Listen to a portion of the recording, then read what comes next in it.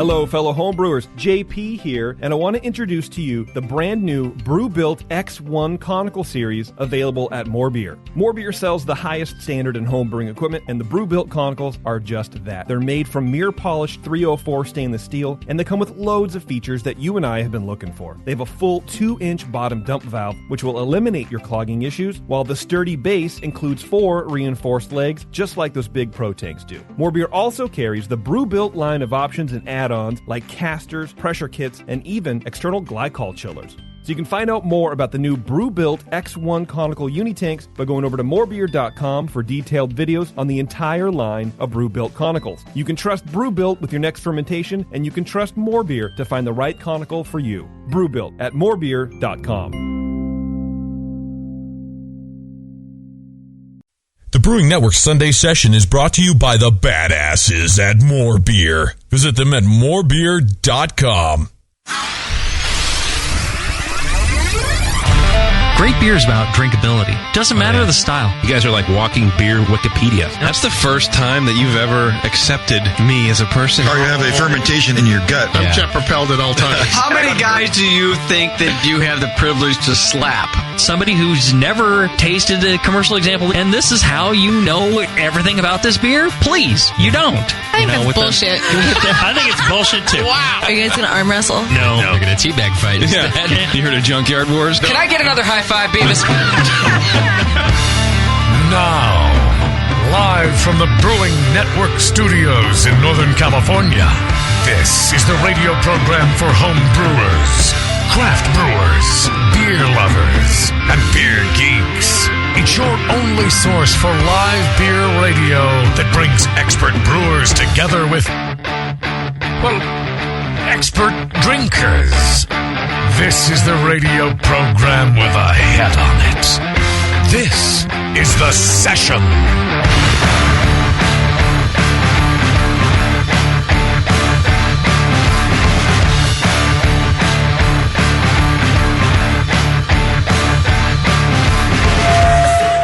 All right. Hey, welcome to the Celebrator 25th anniversary party, everybody.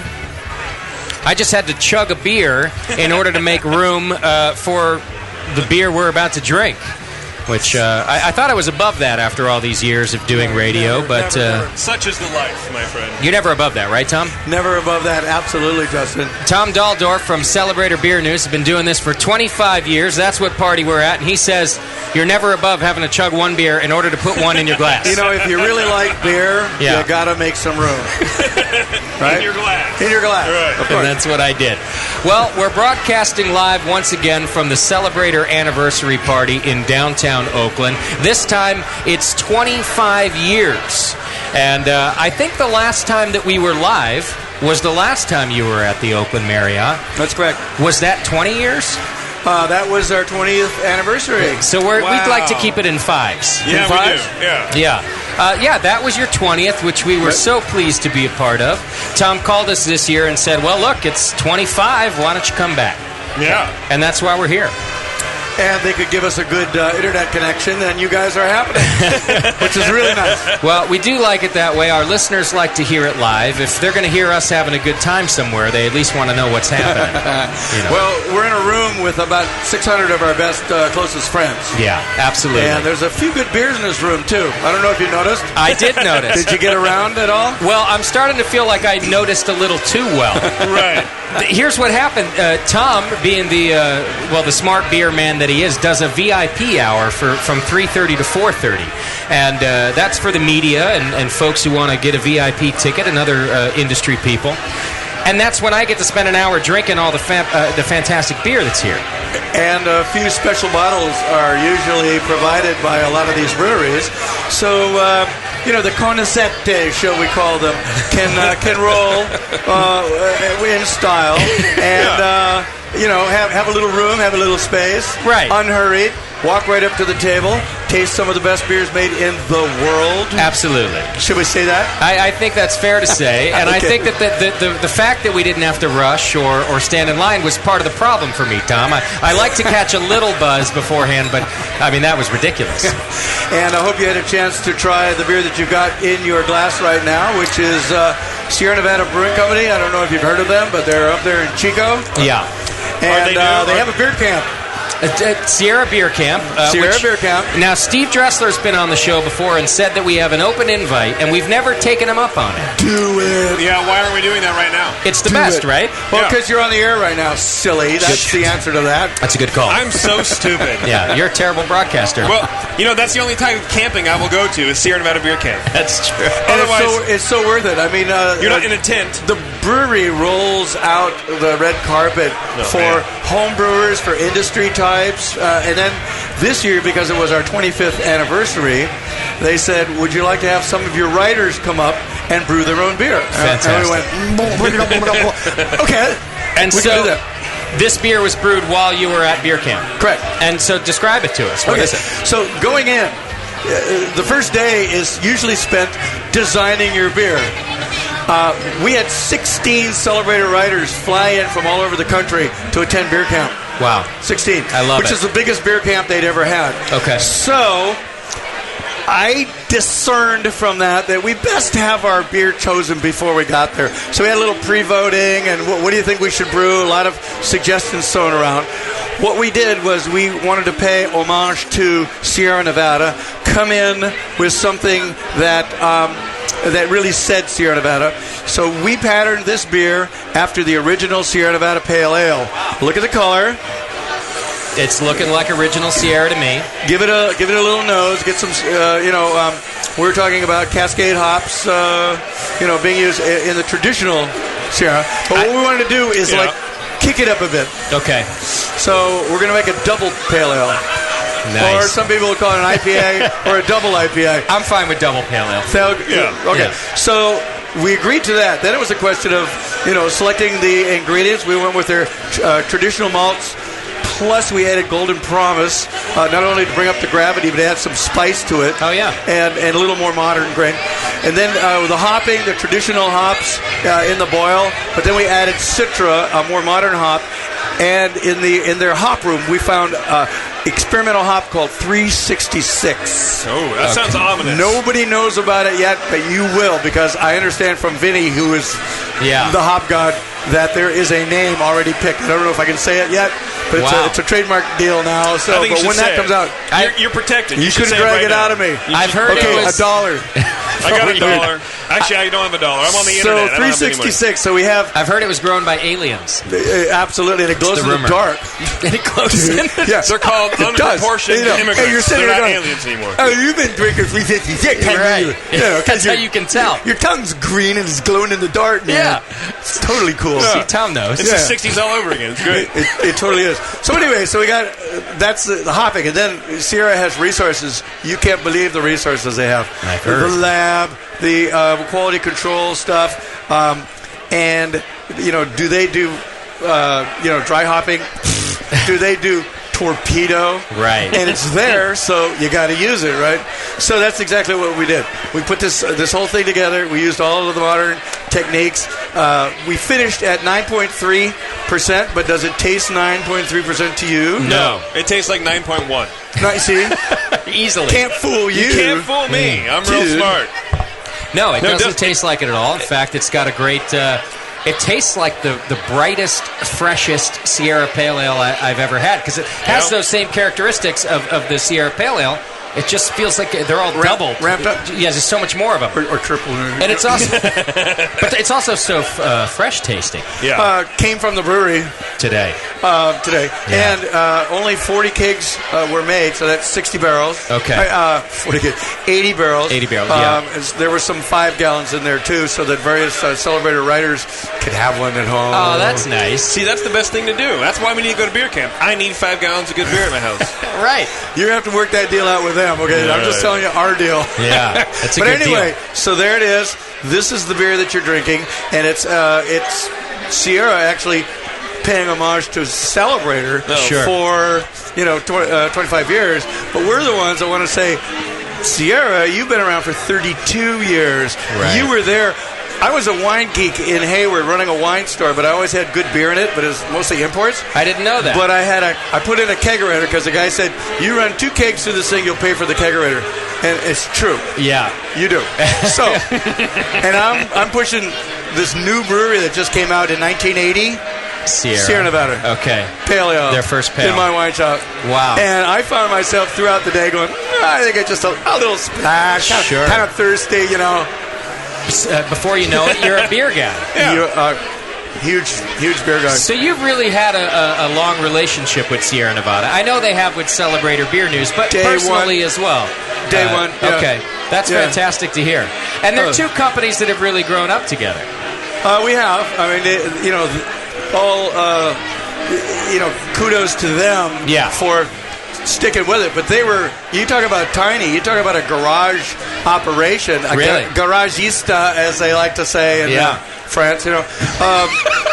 They were really scruffy around the edges. I mean, look at New Albion.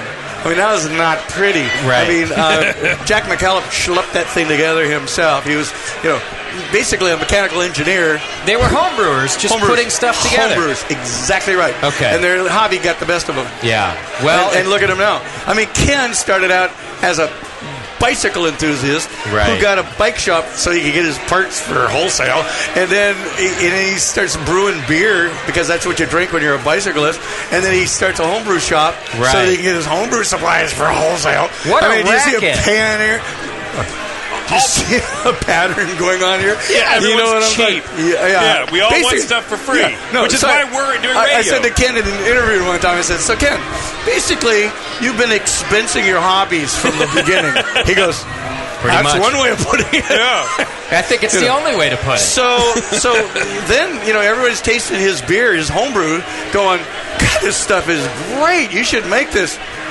Okay, he schleps together a little 10-barrel. That later went to Mendocino to start up Mendocino Brewing Company, in 1983. This is such a small community. It is. Especially in those days. And especially in Northern California, where Celebrator's been as well. So to see all of these companies grow up together and to come to a party like a 25th anniversary and see them here working together and making beer for you, my friend. I love this. Oh, the horse It's brass. pretty amazing. So, 25th anniversary. This is the Silver Jubilee 25th year for the Horse Brass Pub. Don Younger gave that to me. Really? And rather than hanging on a wall, it's my bling. I like your bling. What do you think? That's bling respect is what that is. That is bling respect. So, 20... Oh, yeah.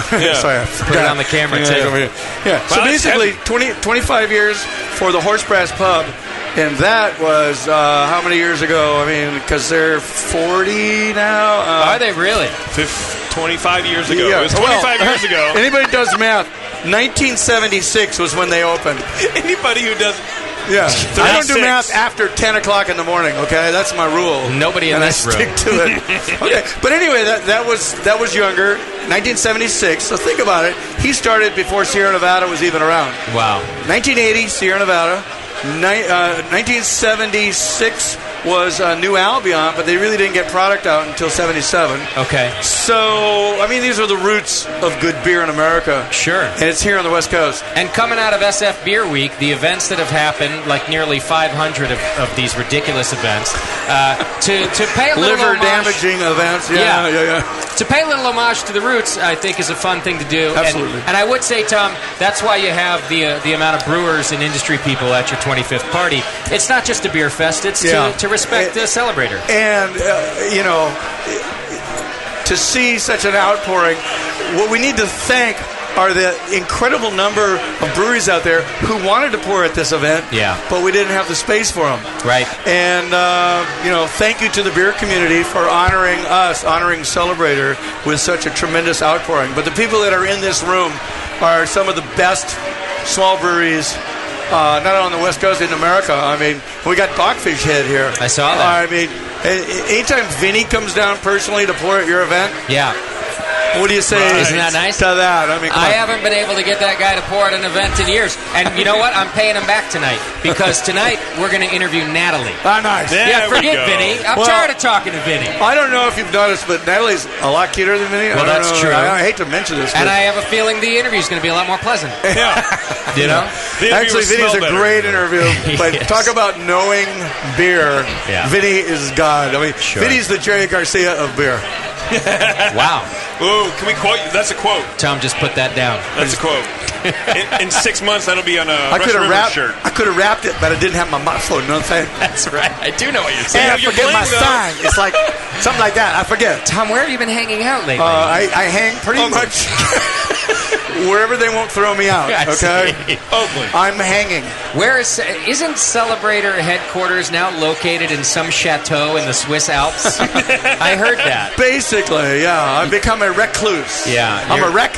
And I'm a cluse. And you know you're what I'm off saying? somewhere else living the good life. Nevada City. Okay. California. That's like Mendocino without the ocean. Nice. But instead, we got a forest. I like that. So it's pretty cool. Yeah, that is pretty cool. And about 2,800 feet, we get snow sometimes. Okay. And but it's above the fog, below the snow. I'm 1 hour from Squaw. Oh, even better. Does not suck on the suck scale. It's pretty low. Yeah, it's like way low, way like. Bottom of the suck scale is where that is. Well, it sounds to me like after 25 years, Celebrator is moving up in the world yet still. Yeah. Working at it. Well, we got a lot to do tonight. We're going to bring some brewer interviews home to you, folks who are watching this or listening live. You got some at in the home. house. You got some in the house. A lot of brewers here. We're going to talk to them all. We're going to take a quick break now. But toast, Tom, congratulations on 25 years. Listen. And this beer is fantastic from Sierra. Cheers, everybody. Cheers.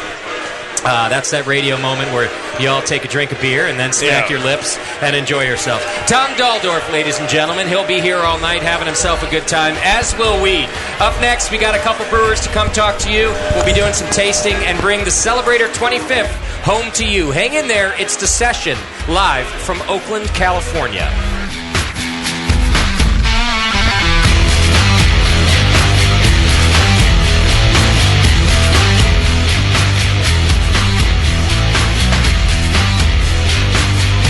You're listening to the Brewcasters. On the Brewing Network.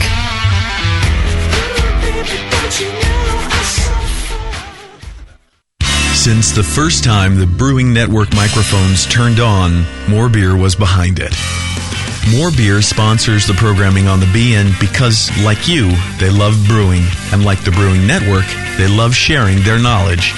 Morebeer.com isn't just a website to place your next equipment or ingredient order. Morebeer.com also gives you access to free beer information that will make you a better brewer. Go to morebeer.com and click into the Learning Center. You'll find podcasts, technical facts, video tutorials, and more, including access to The Buzz, More Beer's social network of more than 5,000 members. And some of them might even be crazier about beer than you are. Get over to morebeer.com today and take advantage of The Buzz, the forum, the Learning Center, and make sure you're signed up to receive the newest More Beer catalog. More Beer, bringing you absolutely everything for beer making. Nico, listen, our lawyers said that we had to do this for 1 hour, and after this, we don't have to talk to each other for 3 more months to the next meeting. Kids, come on, let's get out of here. I'm supposed to have more lines. I'm the professional. Hey, it's Sully. And I'm Nico. And we opened the 21st Amendment 10 years ago at 563 2nd Street in San Francisco, just 2 blocks from Giants Park, to make great beer and have a great time doing it. That's right, because to us, the 21st Amendment is more than just the right to make beer. It's the right to experiment, to be innovative, and just do things differently. And so now, we're putting our craft beer in cans. That's right, cans. You can find our world-famous Hell or High Watermelon Wheat Beer and Brew Free or Die IPA in the Northeast, Northwest, parts of the Midwest, and Alaska in cans and on draft. So next time you're at your local neighborhood pub or good beer store, be sure to ask for 21st Amendment in cans. Because everyone likes it in a can. Tasty crack cans. Tasty crack can.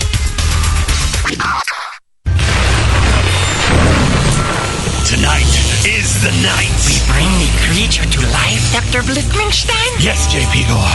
Everything is perfect for my next fermented creation. But Doctor, the storm is too far away. We'll never have enough power to isomerize the creature's alpha acids. Yes, J.P. Gore, we will. For I have in my possession the Tower of Power. Blickman's new Tower of Power is the evolution of automation. Control hot liquor, sparge, and mash temps like a pro. The Tower of Power is a high-quality gas-fired rim system that works with your current brewing setup. With ultra precision, the tower can hold your mash to 1/2 of a degree Fahrenheit. Precision and repeatability. The Tower of Power is the answer to automatic, fast ramp times. See more at BlickmanEngineering.com. Bring your next creation to life with the Tower of Power. Dr. Blickmanstein, with the Tower of Power, you can probably give me an afternoon at the pub to enjoy a pint. Don't be silly, JP Gore. We have beer to brew.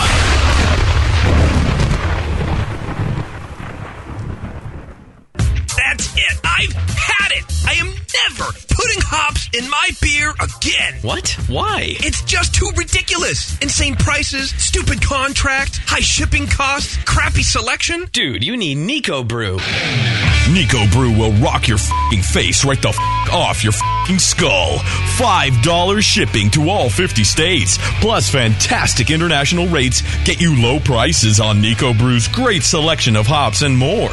Whether you're a home brewer, a pro brewer, or a homebrew shop owner, Nico Brew can get you the hops you need in increments big and small. Single orders, spot buys, or full contracts. And there's only one place to join the uber special secret elite bare bones club where you'll get the best deals anywhere. Holy f***ing shit. NicoBrew.com. NIKOBREW. Nico Brew, your bare bones buddy in the brewing business.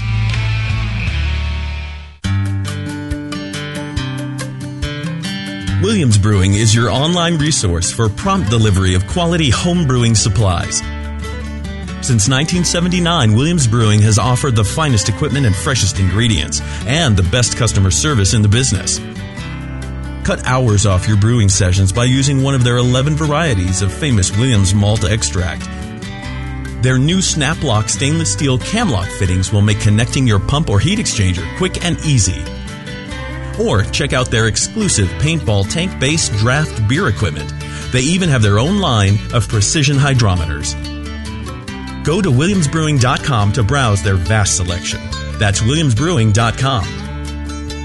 Orders placed by 4 p.m. Pacific Time weekdays ship the same day. Brewing is easy. The Williams way.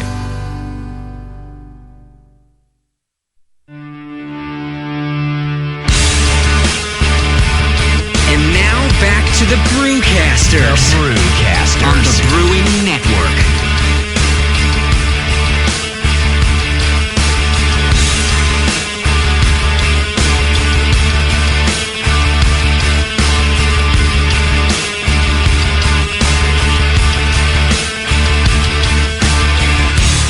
Welcome back to the program. We're broadcasting live from the 25th anniversary of Celebrator Beer News in downtown Oakland, California. And it's kind of an all-star cast around here, as always, so it's good to be here and talking to some different people. Sitting with me right now, we've got Pete Schlossberg, formerly of Pete's Wicked, presently of Mavericks, which is a new beer company that we're going to talk to Pete about. Also, we've got the one and only David Walker from Firestone Walker Brewing Company.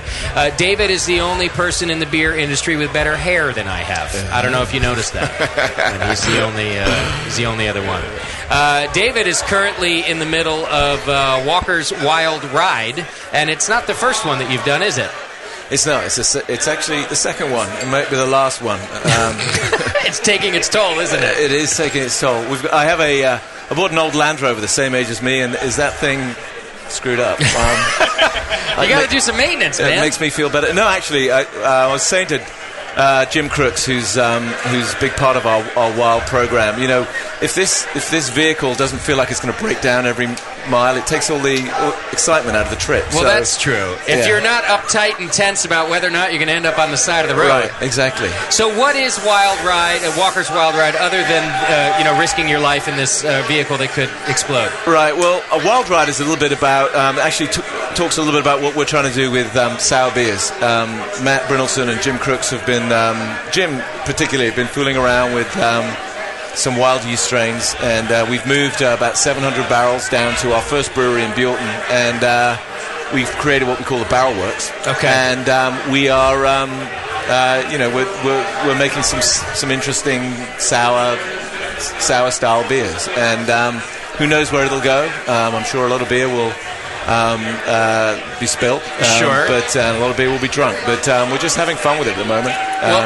As a sour beer fan, I could not be happier to hear that Matt and your crew are going to be doing some sour beers. Right, yeah. But it does beg the question, Mr. Walker, coming from the wine side, are you terrified of the sour beer, or do you enjoy it now? I mean, let's be honest. It's sort of interesting. I mean, obviously we know a bunch of wine guys, and it's strange. In one of the rooms that we are putting these barrels, we used to have wine. And the minute we said that we were bringing some sour beer, and it was extraordinary how quickly those barrels disappeared. Right. Actually, the wine guys, as you know, we in fact, Pete here is one of our master blenders. He's one of the great sort of surrogate wine blenders that we use for the anniversary. 4 years on the panel. Oh, there you go, Pete. Amen. That's right. He always shows up with this great guy who brings bread. Oh, I met that guy. Yeah. But I bring chocolate too. That's right. He brings chocolate. It's the bread that I love. The bread does it. The bread does it for me. Yeah. I mean, it's great. We'll who knows where it'll go. All I can say is that anything that Matt and Jim will do will be extraordinary. So on the wild ride, you've brought some of the sour beer. We have, yeah. Okay. And is the idea to share it at different locations over what? Isn't it only like a 24-hour ride? Yeah, I mean, literally. My vehicle goes at a top speed of 48 miles an hour. So I left Paso Robles about 5 this morning. I see. We hit the Rosencrantz in Palo Alto at 11:30, and we went up to Revolution here, rolled into the Celebrator event here, which is fabulous, and then we're up to City Beer tonight. Okay. And then we all roll back. And then you'll head home. Yeah, exactly. At least it's downhill home. It's all downhill. I drove it here. I drive a 1979 Volkswagen bus, and your vehicle is the only thing slower than mine that I've ever heard of. It's beautiful. It feels like 100 miles an hour, and it just everything's fantastic. Right. It's a wild ride. Well, I like the idea, and I think that's what things like SF Beer Week are about. Yeah, absolutely. Obviously, it's a lot of us patting ourselves on the back and doing this beer thing, but it's somewhat unique. And when you're bringing unique beer and I mean, literally, I know you're just doing this for a chance to drive your cool vehicle and have fun. That's exactly right. And also jam myself in a car with a couple of brewers, and we spend 4 hours just sort of riffing about what's in the back of the car. And I learned more on my trip up than I've learned in a long time about sour beers. So, sure. It's good. Anything on the horizon for Firestone that you're allowed to tell us about? No, I mean, the Barrel Works is probably about the most, is the biggest departure from us just sort of business as usual, which is being incredibly anal about making the beers that we're making. I've heard that about you guys, yeah. And we're going to continue doing that. I mean, I crawl off to Texas next week. We're going to be taking the beers into Texas, so I'm going to be Texas for about 3-4 weeks. You're not taking the Land Rover there? I wish. Well, no. That's good. I just want to warn you. You don't want to break down in Texas. We don't, exactly. I'm just a Brit in the middle of Texas broken down. You don't want that. Well, I always like seeing Firestone Walker out here. Matt's a wonderful brewer. I wish you luck on your travels home.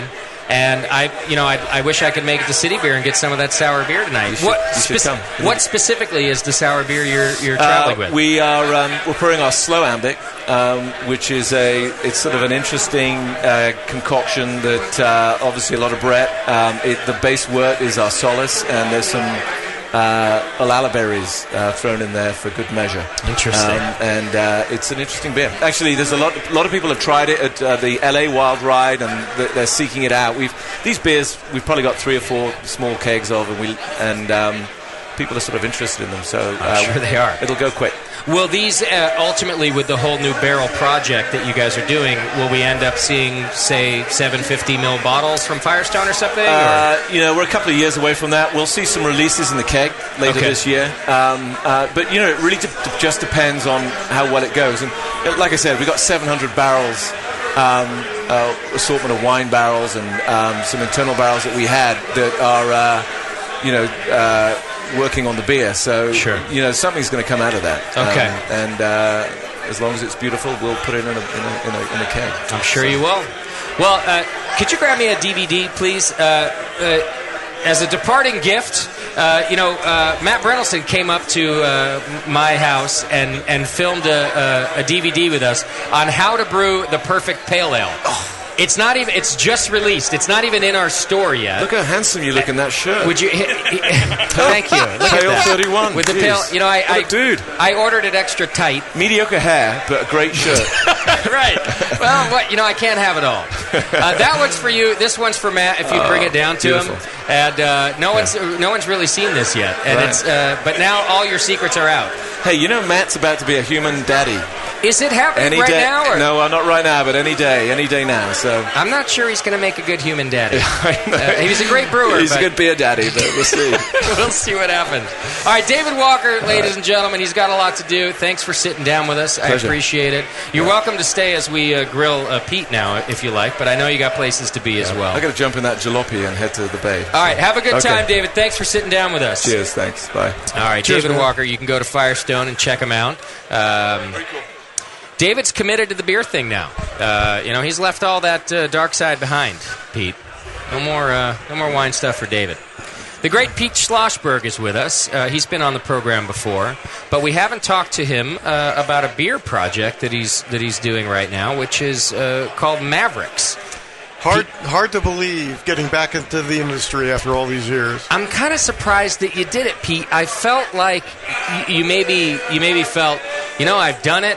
Now I just like to be around the industry and drink it. I'm not going to bother myself with all the bullshit that comes with a beer company. Well, as David mentioned, when my friend and I do the blending sessions at Firestone, my friend's name is Ari, and he is an incredible bread maker. Yeah. I converted him to a beer drinker 5 or 6 years ago, and in our, quote, retirement, every couple of weeks we'd go in a direction from the Bay Area to visit brewers, and I'd give chocolates, and my friend Ari would give bread. Sure. And it was great. But one of my other passions is riding a bicycle. Okay.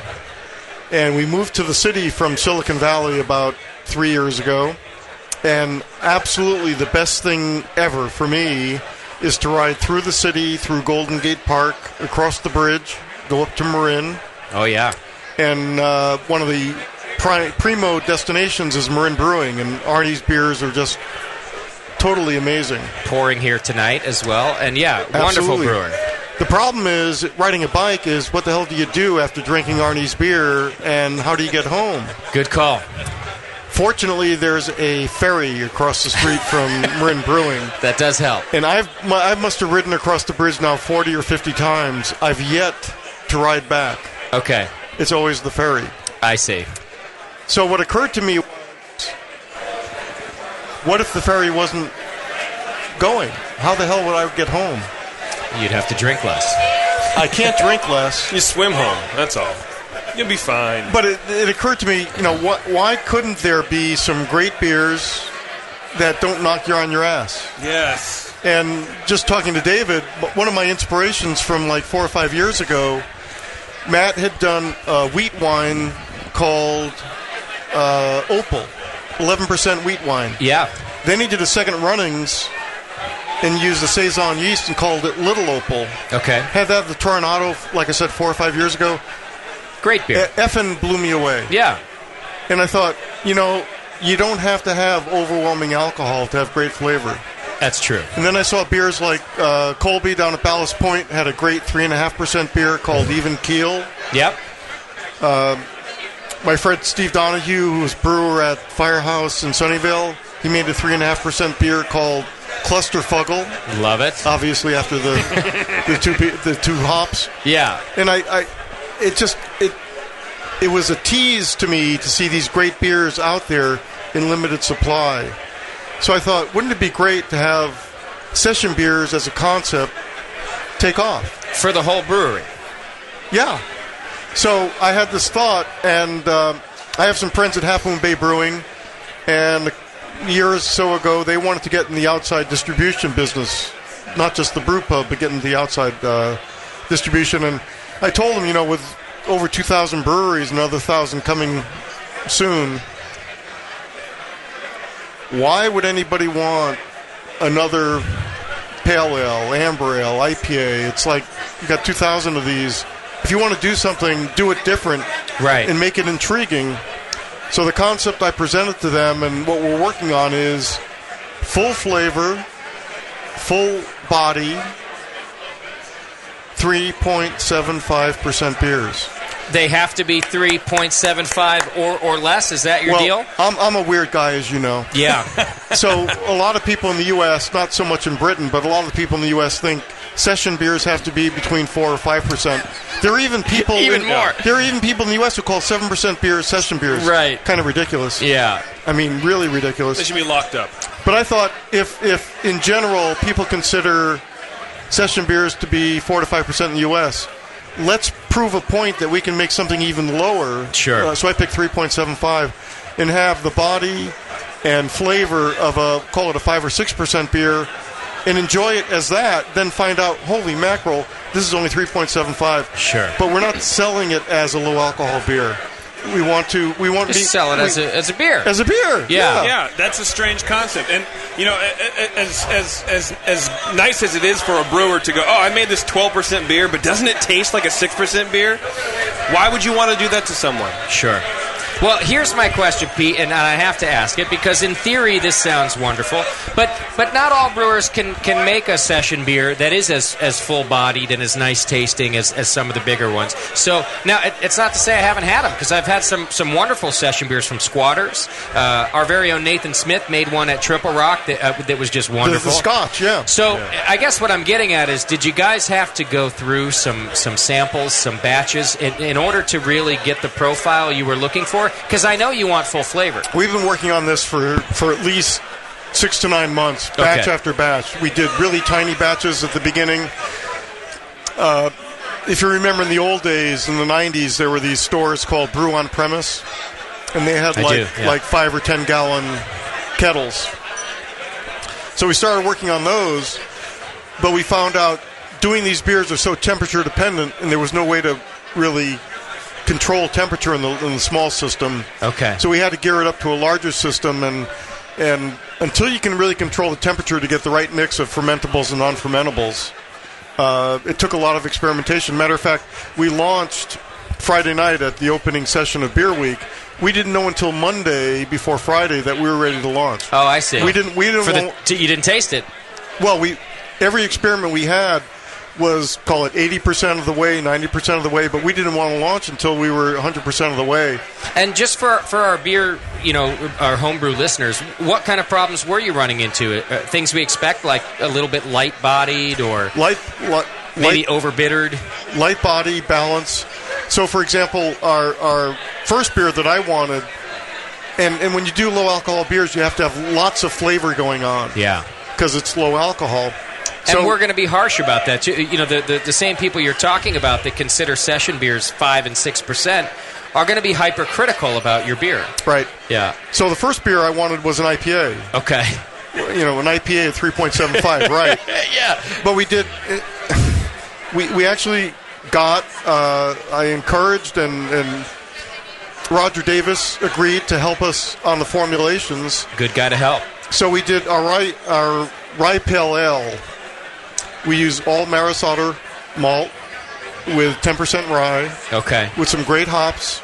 And we have a fully balanced 53 IBU, 3.75 beer, but it's balanced. Wow. A lot of these low-alcohol beers are hop bombs. It's all hops. Yeah. But we want the body from the malt and the balance from the malt. So the hops, 53 isn't huge, but for a 3.75, it is huge. It is huge, yeah. But to get that balance took a lot of work. I mean, let's take an equivalent of a, sorry, JP, but equivalent of like a 3.75 or a 4.2 beer. Let's take some of the big beer companies, like a Bud or a Bud Light. Right. They're at that alcohol content, but their IBU profile is down in the 12, 10. Exactly. So we're really talking about a big difference here. Well, one of the things I discovered, I didn't know this. Bud Light, Miller Light, Coors Light are all 4.2. They're even bigger than yours. Absolutely. Right. They are truly big beer. Right. Yeah. Pete, have you decided? So I got to tell you. So why did I do this? For my bike riding, going up to see Arnie. Let's go fuck with Sloss. The beer I love from Arnie, and his 3 Flowers is great. His Altar Boy is great. But he makes a chocolate... I'm a chocolate guy, you know. He makes a chocolate imperial porter called the Chocolate Air Porter, 9.5%. Oh. After a 30-mile bike ride, that beer is just amazing. Okay. He designed for us a 3.75 version of it. Totally amazing. Really? Yeah. Well, I'm excited about it. I think it sounds great. What I would like to see next as a marketing campaign is how many Mavericks can Pete drink and still ride home? Oh, and still make chocolate. Maybe that's what it is. Still make chocolate. I got to tell you, we are working on a stunt to prove that point. Oh, good. See, Pete, I knew you'd be game for this sort of thing. I want Pete to admit right now that they are moving into Utah to take over Utah territory. That's what this all is. It's a PR stunt for the Mormons, and I want to admit it right now. Where's Mitt Romney when you need him? I think he's hiding in a bunker somewhere. Pete Schlossberg, ladies and gentlemen, he's of the all-new Mavericks Brewing Company, and he's of former Pete's Wicked fame. He's a good friend of ours and a good dude. Let's make some chocolate sometime, Pete. Yeah. Anytime, my man. All right, he's going to come back on the show when the beer is on the market because we need to taste it in front of him. And get one week will be on tap in San Francisco within a week. Maybe we could, when he comes on the show, we could do the same stunt we're talking about. JP has to drink a 6-pack before the show, and still function as a proper co-host. I would love to do that. My son, who's involved with this project, discovered something really interesting. The government has a online calculator for calculating blood alcohol. Okay. So he's about 190 pounds. At his size, 190 pounds and age, he can drink a 6-pack of our new beer in an hour and still be under 0.08. You're kidding me! I love this. See, it's for recovering alcoholics. You can still chug beer right. and just pretend to get super wasted, but you can also drive home at the same time. That's their second marketing campaign. Yeah. Have a Mavericks day. There you go. Pete Schlossberg, ladies and gentlemen. We're going to take ourselves a quick break. We're broadcasting live from the 25th anniversary of Celebrator Beer News right here in Oakland, California. When we come back, we'll be talking to Natalie Chilurzo of Russian River Brewing Company, as well as Brian Ford from Auburn Ale House. Hang in there. It's The Session. We'll be right back.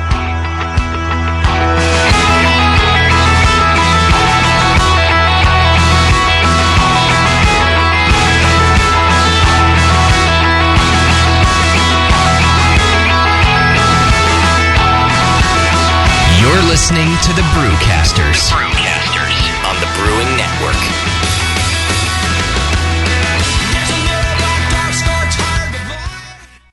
For nearly 15 years, homebrewers have been served by one place in Michigan where you can buy yourself a serial killer, Adventures in Home Brewing. Did you try all those great Michigan beers at the National Homebrewers Conference in San Diego? Adventures in Home Brewing delivered. Did you see a great false bottom in your buddy's cooler or brew kettle? Adventures in Home Brewing delivered that too. And did you see that great custom brew stand? Yep, Adventures in Home Brewing delivered. Since 1999, Adventures in Home Brewing in Taylor, Michigan, Ann Arbor, Michigan, and online at homebrewing.org has been serving homebrewers from the right coast. Check out their innovative 2.5-gallon keg with metal handles, great homebrew kits, and the fully adjustable anodized aluminum serial killer grain mill. Visit them in Philly for the 2013 National Homebrew Conference. Not going to make it? Check out all the fun of Adventures in Homebrewing at homebrewing.org. For a limited time, coupon code BNetwork will slam 10% off your order. Join the adventure online at homebrewing.org. And don't forget to use coupon code BNetwork for a limited time. When I order a beer, I want my server to know more about it than I do. I want someone who enjoys good beer and loves helping others enjoy it too. I want someone who knows how to pour a perfect pint for every beer style. I want a Cicerone. The Cicerone Certification Program is creating the type of people who help you enjoy great beer. Homebrewers and craft beer lovers know beer is more flavorful and complex than ever, and it takes some serious knowledge to store and serve beer right. Cicerones know beer. There are 3 levels in the Cicerone program: Certified Beer Server, Certified Cicerone, and Master Cicerone. Cicerones are truly the sommeliers of beer. The best beer locations have a Certified Cicerone on staff. Relaxed and unpretentious. Cicerones are tested on storing and serving beer, beer styles, flavor and tasting, the brewing process and ingredients, and pairing food with beer. Learn more about your next beer guide at cicerone.org. Certified Cicerone, because it takes top talent to present a perfect pint. hot tin, huh? Getting tired of that same old handcrafted beverages day after day? Are you looking for something with more diversity than your normal beer? Fellow BN Army member Michael Fairbrother, owner of Moonlight Meadery, is reviving an entire beverage category. Mead! The meads at Moonlight Meadery are all handcrafted from the finest honey on the market and are perfect for any occasion, like weddings, baby showers, or... Excuse me? Mead is not your average girly drink, mister, and Moonlight Meads can be enjoyed anytime, anywhere. Football games with the guys. Yeah! Barbecues with the guys. Yeah! Operating power tools with the guys. Yeah! Actually, sir, that's really dangerous. Good point, son. Next time you have something to celebrate or are just looking for a new tasting experience, pick up a bottle of mead from Moonlight Meadery. Now in 21 states, making over 60 varieties of mead from dry, semi-sweet to sweet. Break out of that craft beer lull. Grab a bottle of Moonlight Mead. Can't find some? Then ask. No, make that demand some. Yeah!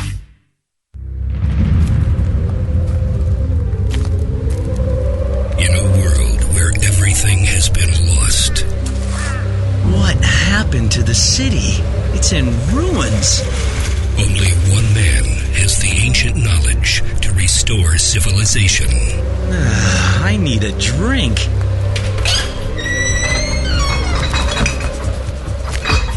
Oh no, the liquor store's been ransacked. You looking for beer, stranger? Boy, all the liquor got drunk up in the first 25 minutes of the apocalypse. Wait, there's still some bottles over... Oh, no. Those are non-alcoholic beer. I reckon you better stick to arrowroot tea and a desperate nomadic existence like the rest of us. People, I'm a home brewer. I know how to make alcohol. It can't be done. Come with me if you want the beer. Okay, I'm gonna need some big plastic buckets. He is the chosen one. The prophecies say that he's gonna get us wasted. Someone start heating water. And from the creators of Northern Brewer, the people who brought you massive selection and superior customer service, comes the Home Brewer.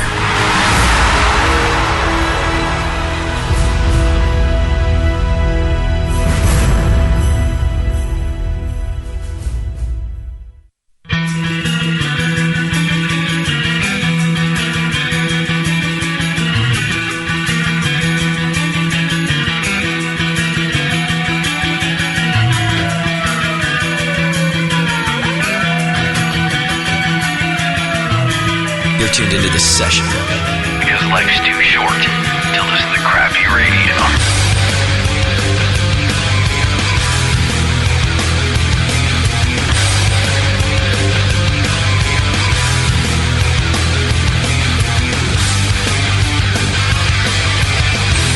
All right. Hey, welcome back, and thanks for sticking with us. We're here live from the 25th anniversary Celebrator Beer News Party in Oakland, California. It's at the downtown Oakland Marriott once again, and a lot of good folks here, a lot of good people, and I have to say an incredible amount of good beer. With me right now to enjoy and share in the good beer is the one and only Natalie Cilurzo. Hi, Natalie. Hi, how's it going? It's going great, especially since this is the first time you've ever been on my show. Well, you always have my husband on because he's very interesting to listen to. So, but thank you so much for inviting me and shunning him. You know what? I decided, listen, I am tired of this man, Vinny. I've spoken with him. I've heard his voice. And everyone's in line over there already. And we've never spoken to Natalie, who clearly is the brains and beauty behind the operation. Well, I do sign his paycheck. See? Like I said, the brains behind the operation. So I think it's high time we've had you on the show. Thank you very much. I'm very, very flattered, so thank you. So, Natalie, I've known you for a little while, and we've spoken at different events, and I know that you're just as involved in the company as anyone else up there at Russian River. So I wanted to ask you about this incredibly busy Pliny the Younger week that you must have had. It's been a very busy couple of weeks, actually. We released it on February 1st. Okay. And so we were already a week into our younger release when San Francisco Beer Week started. Sounds like poor planning on your part. You know, what's funny, though, Yeah. Younger came first. We've been doing this for 9 years. Okay, right. So this is... You're just keeping with tradition. We're keeping with tradition. We release it the first Friday of February every year, and you know, it got popular a few years ago. 2010, I think, was the first year that we had throngs of people descending upon Santa Rosa, Right. kind of surprising us. But now we just keep with tradition. We brew it in December, and we release it in the first Friday in February, and it is what it is. And they show up in droves. They show up. This year was extraordinary. I Yeah. mean, it's like a concert, isn't it? I've seen that people show up at like 4 in the morning or earlier. 3:30, I think, was the earliest that I heard. And the guy's girlfriend said he would have come earlier if she would have let him. Right. So it's now. And by the way, I say this as a joke, but I think it's amazing for craft beer. We've now reached the heights of rock and roll status where people are camping out on the sidewalk. Yeah, and people were showing up with their chairs. One guy had an inflatable mattress. He was actually sleeping. I guess he drove all the way from San Diego overnight. Wow. Took a nap. And it's not like he gets to take home a growler or anything, right? It's No. just to taste it on premise at Russian River. That is correct. So you can only come in and drink it at the source, and Right. whatever you don't expel before you leave is what you take home with you. Right. So Now I know that you must have a sense of pride about this because it's a wonderful achievement. But do you ever also look back and go, what is wrong with these people lining up?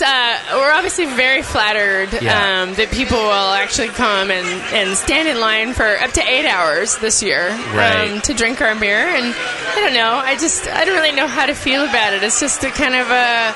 I don't know. It's a strange kind It's of feeling. surreal, And it's isn't kind it? of surreal. You know, I remember when we opened 9 years ago, I remember standing in the corner at the pub and just going, got it. I hope we'll make it a year. Right. You know, and now people are lining up to drink our beer, and it's just really great.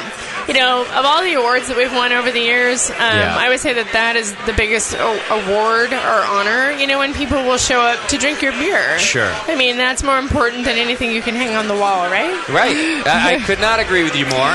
And in fact, I think you guys have that on a daily basis at the pub because the locals in Santa Rosa support you like no brewery I've ever seen.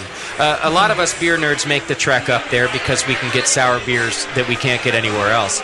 And I have to say that I don't care if it's a Tuesday or a Wednesday afternoon. Every time I'm there, your locals are filling up the bar. We are very busy most of the time. Yeah. Actually, I would say all of the time.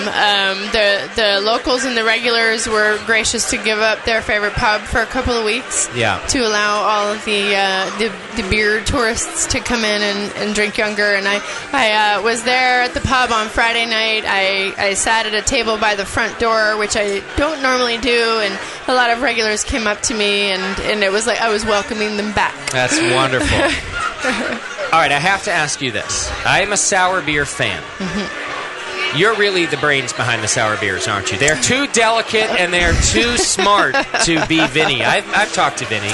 He's not that bright. You know, Vinny is he's very in touch with his sensitive side. Right. Yes, you know, he can, you know, kind of roll through the brewery like a forklift. Sure. But yet he is a very kind of delicate flower. It's like a forklift with velvet tires. He's, right, with velvet tires and like, you know, I don't know what, feather boas or something. Right. These sour beers are wonderful. And you guys didn't start with them. Right? Yeah. Vinny, back when we owned Blind Pig in the 1990s, you know, it was Blind Pig IPA and some other beers. And then when he got to Corbel, he started, speak of the devil. Don't give him a microphone. I refuse to give him a microphone. That's fine. Vinny's here hanging out now, you know, watching Vinny, Natalie, the star. Vinny went to Cantillon for the first time when you were, like 18 years old. So okay. Vinny was very inspired and got the bug, literally for the bugs. So he knew before even Blind Pig. Before he even was legally allowed to own a brewery, Vinny knew that he wanted to make these funky beers, and so he really kind of had this passion for these funky, sour style beers that for a long time before he started doing it at Corbel in around like 98 or 99. Sure. Yeah. As his partner in his partner in life, his partner in the company, does he ever come to you with these ideas like, I'm going to put kumquats in beer, whatever the hell he comes up with next, and you have to go, Vinny, I'm sorry, it's just not, it doesn't make sense. Yeah, You do. that happens all the time. Sam Calagione. Yeah. Sorry, yeah, you make a good point. It's not as if he's Dogfish Head. No, but he's not have that you crazy. My name is not Sam Calagione. But have you had to kind of say, like, rein it in a little, buddy? We're trying to run a business here. I'm not really sure Vinny's ever proposed anything to me without really, like, almost overthinking it and overanalyzing it and over-testing it and over-trying it. Right. I mean, he really, he shoots from the hip a little bit, but Sure. I would say every kind of, maybe except for the Petite Syrah beer and the Cactus beer you did in the homebrewing days, which were a little bizarre. But other than that, I think everything he's done has been really, actually, pretty good. Well, I'm glad to hear out of the that. gate, It yeah. probably keeps you guys married. You don't have to punch him or anything like that about crazy ideas. I just have one question. Yeah. What are we looking at?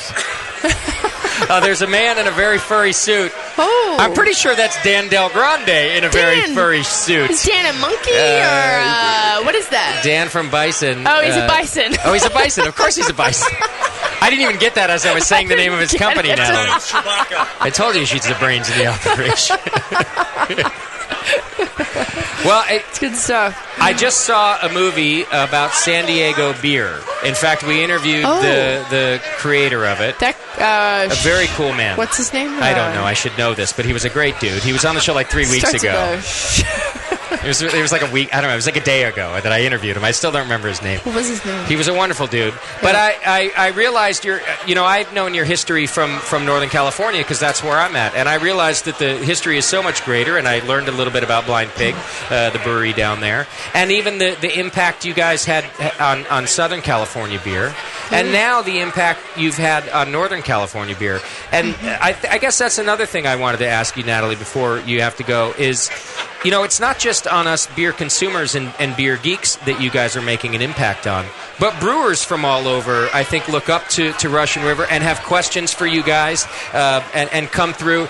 Is that something you expected to happen as you grew the company? I don't think that was something that we could expect to happen. But when we opened our company and we were getting the ball rolling, and even now we still rely on other people. Like it's not unusual for us to call Ken Grossman, or like yesterday we had some conversations with Kim Jordan about our future as we grow our company, and so those are the people that we look to, and so we would like to pass that on. And anybody who calls and helps, a local nano brewer needed a little help with their brewer's operations report. Vinny got on the phone with them for like an hour, and so it's just something that we really want to maintain the camaraderie in our industry. Sure. If somebody calls and they're starting a brewery and they have questions, if we can help, we were honored and flattered to do that. We're just going to pass that on. So. Well, I think that's part of why people like you guys, both of you, so much. I hear things about Vinny, but mostly they like you guys because you are very collaborative. You've done so much for beer. Mm-hmm. It occurred to me the other day, except for the fact that you started in San Diego. The first time I interviewed Vinny was in, I think it was 2005 when we started. And you guys were only a year old then. We're almost the same age, and I kind of looked back at the growth of Russian River since that time. Honestly, back then, Vinny, I thought you guys had been around much longer. It's incredible the amount of growth in the last 9 years that you guys have seen. It's extraordinary, and I just marvel at it. I mean, to go from 2,000 barrels our first year to 14,000 barrels last year, and the perception is that we're not growing, but we do grow. Right. We grow very organically in what's comfortable for us. As you should. And we don't always just grow in volume, but we're also growing in quality and efficiencies, and maintaining a good staff, and important things that really help to build a good foundation for growth. I think that's the quality that keeps showing up every time you guys grow. And we have interviewed you about this, Vinny, before, where we've said, well, why not just do more? And the truth is because the beer wouldn't taste the same. And every time I open a bottle of something Russian River, it still tastes the same. So thank you. You're making smart moves, you two. Thanks. We try. You We're look good team. together. Thanks. And by together, I mean Natalie looks good. Vinny. You're not supposed to talk on this. That's right. You're not. Do you have a couple more minutes? Yeah. All right. I don't have anywhere to go. We've also got Brian Ford from Auburn Ale House right next to us. He's hanging out. Hey, Brian. Hey, how you guys doing? Good. Good to see you. Good to see you, yeah. man. Hugs. Another brew pub, start up as a brew pub right there in Auburn, California. Yeah. Going on 6 years. 6 years now? Yeah. Okay. Yeah, in June. I've been to the place a couple of times. I have good friends that live just up the hill from you guys. Nevada City. The beer is actually they live in like Greenwood or something. Oh yeah, near east, near Cool or some stupid sounding town right there. It's really cool up there. But it's very cool up there. They tell me. You're right by Weed. It's a little east of Weed. Yeah, Cool is just on the other side of Weed. They really should be closer together, though, now that you think about it. Yeah. I live on the border of Cool and Weed. Yeah. Yeah. Every time I've been to the pub, you guys have fantastic beer. Thank you. I was reminded tonight because I'm having your Pilsner, and I realized that it was a 2012 GABF gold medal winner. Yeah, we were very fortunate to pick that up this year, or last year in 2012. Sure, so, yeah. it took a bronze in 2010. And I kind of screwed up and didn't get in the competition in 2011. Happens. Yikes. You were hanging out in Weed too much. You know, I was probably in the kitchen. It was too cool. Trying to figure the kitchen out, but... I see. Yeah. Are you running the whole place? Well, my lovely wife definitely helps on the front end of the front of the house and stuff, but I oversee the entire, operations of it. As well as the brewmaster. Yes, but I have a great brewer, so I'm in good shape in that department. So yeah, that must be something difficult to do. And Natalie and Vinny could probably talk about this too. When you can't just focus on the beer, you actually have to run the food and the rest of it. Yeah, it must be difficult. Actually, I think Natalie gave me the best advice a year or so ago. Basically, or actually, you were giving it to Lisa. But let Brian brew beer, and we're trying to do that. But you have to get everything in line before you can actually get back in that side, because the restaurant side will hurt you real quick if you're not paying attention. I bet. Yeah. The amount of costs that must become involved. Yeah, their margins are much less. Okay. Much less than the beer. So, but it's probably safe to say, and especially as a beer nerd, that if the beer isn't fantastic, then what's the point of being a brewery? Exactly. Yeah. Okay. No doubt. Well, I guess the Pilsner is fantastic because you took a gold. That's what they tell me. Yeah. Congratulations. So we clapped for you. Thank you. I heard you, I think. Can you tell us about the beer? What's in it? We have home brewer listeners. So. Yeah, no, it's and I want to specify it's for the international Pilsner. A lot of people come up and think it's for a German style Pilsner, but we weren't around, of course, during Prohibition, but we think this beer would have been pretty close to what they were making in the late 1800s when the German brewers were coming over, immigrating into the United States. Okay. So we know there was a lot of maize or corn available as a fermentation source. Okay. So we have a little bit of maize in there. We don't really like to say the corn word, but there's a little bit of maize in there, a little bit of wheat, and basically 2-row. The bitterness levels are a little bit low, but the overall impact of the hop flavors are, mostly Mount Hood and Zotz, noble style. True Pilsner, hops, noble hops. Sure, yeah. I mean, that's probably what was coming over with the German brewers. So, is it popular at the brew house? It's very popular, yeah. And it is a lager, so it does take, we use a lager strain, so it does take a little bit longer to produce. Sure. Very popular. So when the guy comes in, guy or girl, and says, "What do you have that's close to a Bud Light?" Do you give him your Pilsner? Well, not first, because we do make an export lager, which is a little more crossover for those folks. Okay. And this is actually pretty hop forward as far as flavor and aroma, so a lot of people will be turned off by that. Sure. But you'd be amazed at the amount of people who actually like they say I hate beer, and you give them a stout or an IPA, and wow, that's the flavor impact of those beers is they're not used to it. What they're saying is they don't like the big commercial beers. They don't like the flavor of that beer. Sure. And so it's interesting. I also think their beer buddy who loves craft beer keeps trying to give them the hoppiest beer they can find, and it just reinforces I don't like beer. Yeah, yeah, absolutely. So finding something with a little bit of flavor. Yeah, little crossover for them for the most part. Yeah. Well, congratulations on the gold. Thank you, appreciate it. I would love to talk to you guys. I've had your pale ale over there, which is also fantastic. Thanks. I'm a big pale ale fan. Okay.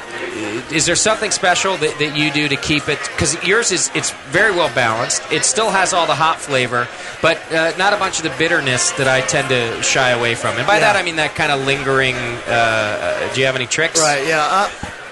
Not really. I mean, it's by design. We don't want it overly hoppy. That's what our IPAs are for and the bigger beers. So we just keep it low, with the bittering hops. Okay. And kind of high on the finishing hops. So a lot of late addition. Yeah, a lot of late additions. A little, not as low temperature, so it's not as dry. Okay. It doesn't accentuate the hops as much. So a little bit higher mash down, but. Yeah. It works. So, it's thanks. great beer. I grab 2 growlers every time I come through. I love it. Yeah. I love it. Well, look me up next time. Even if they tell you I'm not there, I am. You're usually so find me. I get that for Vinny too. It's weird you pub owners. I know. Yeah, I know. You can't get anything done otherwise. You know? That's right. They tell me he's at the bank. And what they mean is he's in his office that's a safe. Yeah. And every time he's at the Vinny's at the bank. Don't you guys just love again? that? He's always in the bank. He's in the vault. My favorite comment from customers is, "You're never here." I hear that all the time. I'm like, God, I feel like I'm always here. It could not be farther from the truth, I'm sure. I have my staff well trained. Yeah, as you should. They're good filters. Yes, exactly. Now, Natalie, since we now all know that you really pull all the strings at the brewery, are we going to see a lager from Russian River? A lager? We actually do make a lager. Oh, you do? Yeah, we make a See you, lager. Vinny. Yeah, bye, Vinny. Later. Let me tell you about it. Tell me all about it. We make a beer. It's called the Huge Large Soundcheck Pills. Okay. I don't know if you've heard of one of our favorite bands called Huge Large. I have heard that. I do remember Huge Large, but I don't remember the beer. They're it's a Czech pills that Vinny likes to make in conjunction with having the band come and play at the brewery, and it's kind of fun. It's a lager, and it's the only lager that we make. So we make that. I guess once a year, once every other year. It's very irregular for us. We're very much an ale house. For a brewery, and maybe Auburn could attest to this too, who sells every drop of beer they make, in your case, probably before you make it, it's got to be extremely difficult to make the decision to make a lager. I think so. Just with the time that you have to commit to making a lager. But we do make it at the pub. Okay. So, when at the pub we make a lot of different beers, and after going through Younger and having that just kind of jack up production at both breweries for months, the lager is not that big of a deal. So aside from publicity, Younger sounds like a stupid idea for you guys. It's actually it's like the most expensive beer we make. I mean, it takes a hell of a lot of time, right? And it just jacks up production for like 6 months. Yeah, we're actually out of Pliny the Elder at the pub right now because of Younger. Yeah, and that's what people come out for the. I know, and it's crazy. And we'll continue to make it, of course, but it's not easy. Right. It's a very challenging time in our lives. That's like 4-month period. So. Yeah. Well, I will say this: I'm not one to stand in line for beer too long, but I did stand in line today for the Younger, and I do think it's the best one I've ever had. That's what I think as well. Do you? Yeah, Vinny. He changed the recipe and he added more hops this year, which made less beer. Of course. Another stupid idea, but the beer came out good for it. Yeah. Higher quality, less beer, which this is how we roll. Right. But I thought the beer this year was exceptional. We did Amarillo, Centennial, Chinook, Simcoe, Tomahawk, and Warrior. Okay. And it was just a really beautiful beer. It was just tons of just fresh hop smell, and it was, and not a lot of. I won't use the word balanced, but I will say that it wasn't overly bitter or overly sweet. Yeah. And the other thing I liked about it, and I'm not embarrassed to say this, Vinny, because I've asked you about this before. You're the one who kind of educated me about it. it didn't have a lot of plastic. Actually, it didn't have any plastic flavor to it. I think I was with you at another brewery. We were at Avery once. I was embarrassed afterward because I realized I probably shouldn't have asked the question. But I said, "What's that big plastic flavor in the beer?" And it was Adam's beer. But you were very nice at least and said it happens sometimes in hops and sometimes it goes away and sometimes it doesn't. In the younger case, it wasn't there at all. It was with a whole lot of hops like that. It could very easily happen. Yeah. And it was really nice. Yeah, thank you. And I think that's part of, all of those things made it my favorite one ever. Oh, thank you. You can say one thing, Vinny, if you would like to, say, honey, about your beer. Nothing. Speechless. He'll never speak to me again. Speechless. Right. All right, before we go, very quickly, the beer that Vinny has in his glass and the one that I have in mine, and if you've got a little room over there, then Brian will also give you some. This is the Drakes and Stone collaboration. They brewed this just for the Celebrator party that we're at today. It's called 25 Years of Issues is the name of the beer, which I think is that's a good name for 44 years of issues. Right. Yeah. So they're getting off easy. Yeah. Cheers to all of you for being on the program. It's wonderful to see brewers brewing beers just for the Celebrator anniversary party.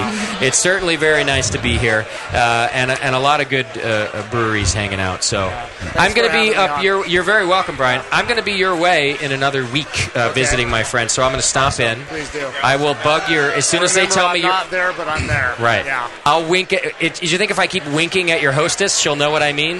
You might. They might call security on you. So right. I should probably be more vocal. Yeah. And they're mostly underage, so that. I didn't want to bring it up, but I also noticed that about your brewery and the hostesses, and I have to commend you for it. Thank you. Yeah. Well, great. We do our part. Well, good luck with that. It's probably just the employment pool locally. I'm sure you didn't design it that way. But what a fantastic mistake. I'm speechless. We have a new policy at our pub. You have to be 21 and older to work there. That's just a little for the entire staff, Natalie. Is that what's going on now? Absolutely. Even the hostesses? Absolutely. Shame on you. Yeah, barely 21, but still legal. Right. All right, Natalie Cilurzo, thank you so much for sitting down with us. You have to come into the studio. I would love to. And the same with you, Brian, from Auburn Ale House up in Auburn, California. We'd love to have you come down and talk to us. I think we're going to do something in April or something. Okay. Apparently you're booked out. You're a little. We're trying.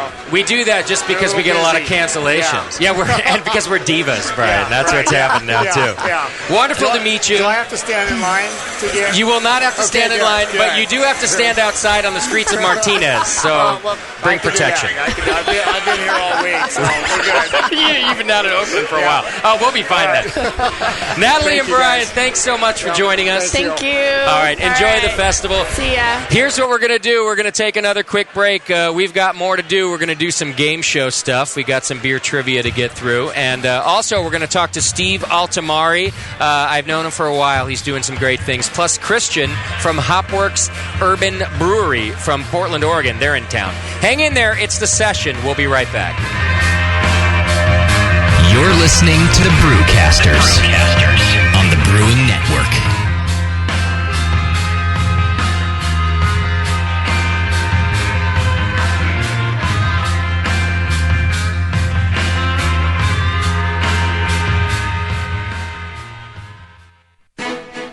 Hi, I'm Jason Harris, the proud owner here at Keystone Homebrew Supply. We're thrilled to be entering our 20th year of supplying this great industry. And to show you, the Brewing Network Army, how much we appreciate your support, we're offering you 10% off your first order on our website, KeystoneHomebrew.com. Just use coupon code BNARMY at checkout, and I'll get your order out the same day. My goal at Keystone Homebrew Supply has always been to have a complete supply of everything a brewer could want. When you place your order online or when you come into our store, it's our goal to have everything on your list and more.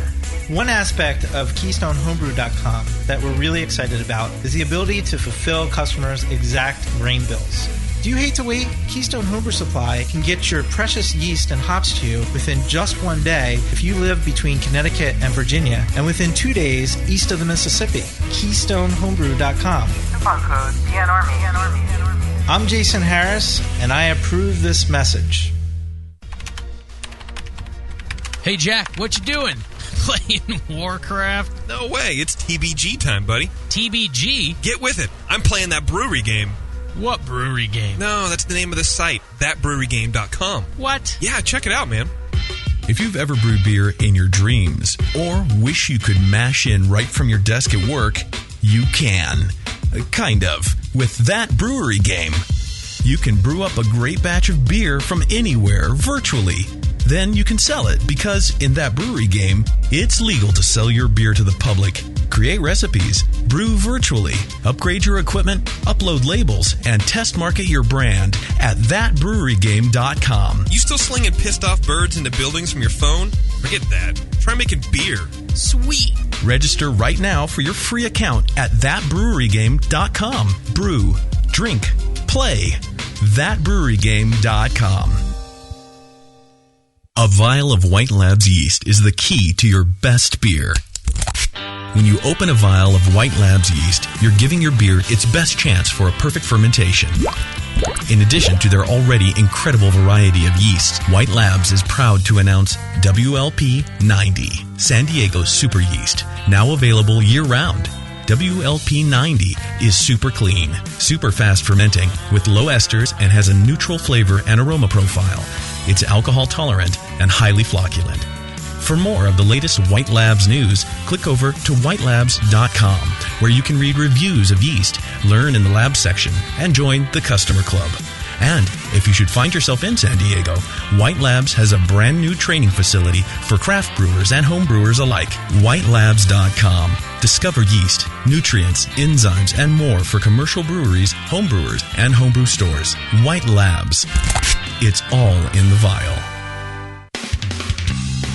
Hey, my brewing brothers and sisters. This is Jamel Zainashev, and I love a bold, hoppy beer, one that spits resin in your face and makes you cry uncle. There are a lot of great hoppy beers out there, but at Heretic, we want to make something as bold, dank, and resiny as possible. We use hops at every chance we get, including multiple dry hop additions. The result is Heretic Evil Cousin.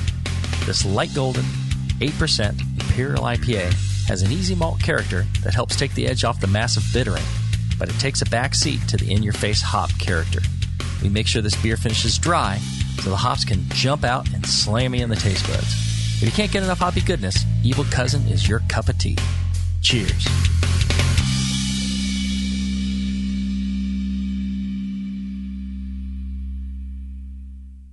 Segmented, demented, fermented. It's the session.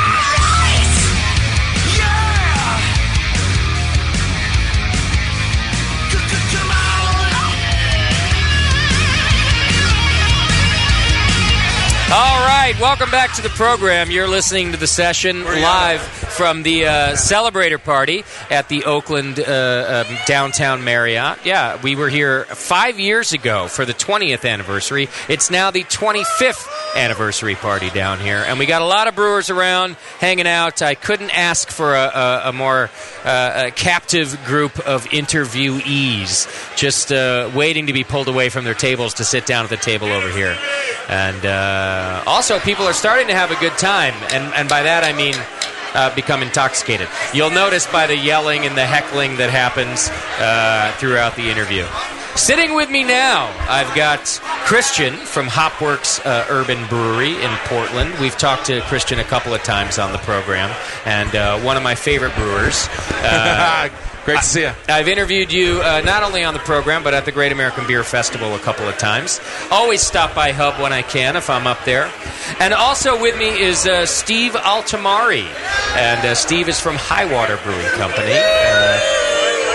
One of the... now, Steve's been in the Bay Area brew scene for quite some time. Highwater's relatively new, but really making some fantastic beer that people are talking about quite a bit. So I wanted to sit you guys both down together on the show and get a chance to talk to you. Now, Christian, you're from Portland. Yes, I'm down here in my birth city, San Francisco. Oh, you were born down here? Yeah, absolutely. But you went up to the other hippie land, which is Portland. Yeah, my parents, I think they ran out of gas in Portland.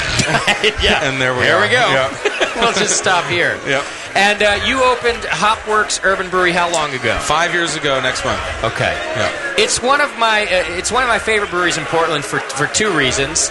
Let's start with the beer. You're a fantastic brewer. Thank you. I've always enjoyed your beer. But the secondary reason is the location that you built. And I don't know if you were in construction before you were in beer or what the deal is, but you guys did such an amazing job on that facility, that your location in Portland. I just love it. My dad's an architect and San Francisco architect at that. So I've been, my family vacations were spent going to the Guggenheim and Arcos Tawny and all these amazing architectural landmarks. So we were force-fed design from an early age. So if we screwed that up, I was going to be kicked out of the family. Well, right. It would be the equivalent of screwing up the beer in your family. Yeah, no, really. So, I mean, the design is as important as the beer, the flavor. So the aesthetic is the important lesson there, I guess. It's beautiful, but it's not just that it's aesthetically wonderful. It fits with the beer experience I think you're going for. And I know that Steve will I think, agree with this. When you're creating beer, the artistic side of it, it's so much more than the science. If the place that you're serving it doesn't fit, it's not really your style. It's not you. It's not why you got into beer. Yeah, we've all had those mini mall experiences where you're just there's a tension there. Yeah. Right. But if you can bring the food, the beer, the service, and the atmosphere together, it's very, very powerful. And most places are only playing with two of those, and the other two things aren't even on the table. Sure. You know, so totally agree. It's like that little element of like the edame, and it's like that's the thing, right? Yeah, that hidden flavor. Je ne sais quoi. It makes your beer taste. Whoa, that's even better now. Yeah. That's the good point, Steve. It does make it taste better because the thing is, us beer nerds, we'll put up with it anyway. If something's missing, if it's a little obtuse, we'll put up with it anyway. But we won't go away talking about it. And we go away kind of raving about it if the whole experience fit together like it does at Hub. Yeah, well, the goal is to make it a kind of explosive, you know. Yeah. And in a good way. And when people leave, they don't know until they've left just why they were affected by it. Sure. You know, it should be subtle, but it should be very gratifying on every level. I agree with you. And your place kind of has a Portland theme with the bicycles, and there's a lot of.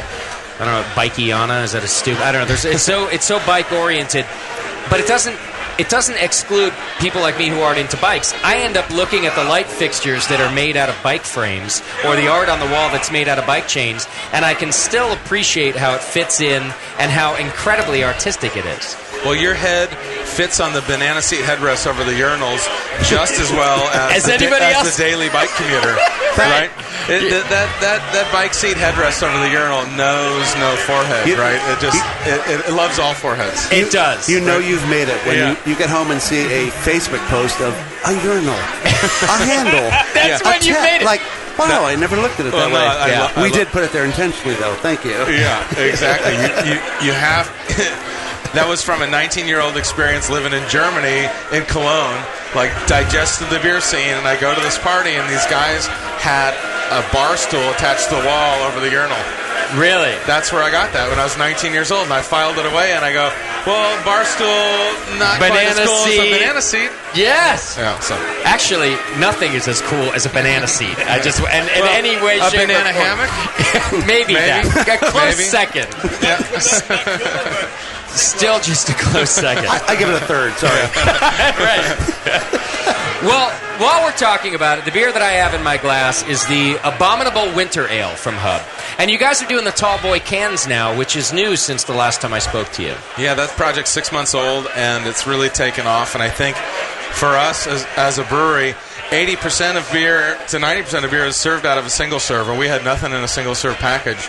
And the 4-pack, I really think that 12 ounces is too little beer, and 22 ounces can oftentimes be too much. Yeah, I agree. So we hit right in the middle where people are drinking that volume. I can have one or two with dinner, and it's just right. Right. You know, sometimes, and honestly, it's everywhere. It goes everywhere you want to go.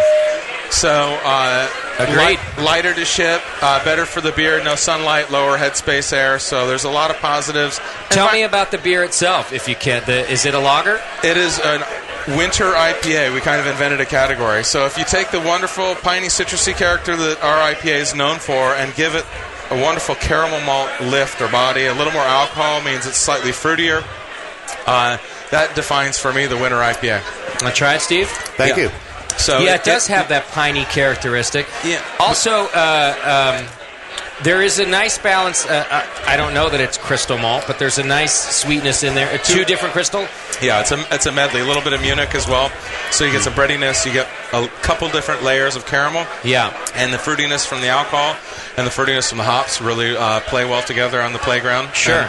And it still finishes. It's still rather well attenuated, though. Yeah. All our beers are quite dry. And we use a hop back, so there's whole flower hops present that help to give the beer a juicy quality instead of a sharp, angular, herbaceous quality that you can get with 100% pellets. So always in our beer, most cases, depending on the style, about 20% whole flower hops in the finish. And that's why, just for our home brewers at home, that you feel it kind of tends to round out the hop flavor instead of making them rather coarse? Yeah, I think that when you run you run hop flowers through a pellet mill, you allow not only the lupulin to be dissolved into the beer, but all the chlorophyll and all these other plant components that may or may not produce the best character at the end of the day. So if makes sense. If you can average those and give whole flower hops a chance to contribute their intact lupulin and act as a nice filter bed to keep all that trub from the whirlpool from going into your heat exchanger and into your fermenter, where they're going to create turbidity and coarseness in the beer. Sure. So there's two things. It creates a great filter bed and a wonderful, rich, juicy hop flavor that I think is different in a way that I think is exceptional. You know, the way you describe it, it sounds like the equivalent of a husky flavor on the malt side. If the husks and the things that aren't contributing to the sweetness of the sugar of a beer are allowed to take place, you get astringency and things like that. Yeah, you're talking about extraction. Sure. You're talking about hop matter that shouldn't be there as well. There's another element as well. It's like you're actually, you're dissolving oils and you're immediately, heat exchanger, cooling. You kind of lock it in, because we did a lot of experiments with like dry hopping versus hop back, and I liked both, but there was something about the hop back that we always found it was different. It was like, I could tell it was there. I see. And we, an old brewery I used to work for, we had a problem that all the grain came through to the kettle, and so we had to literally strain our wort through something.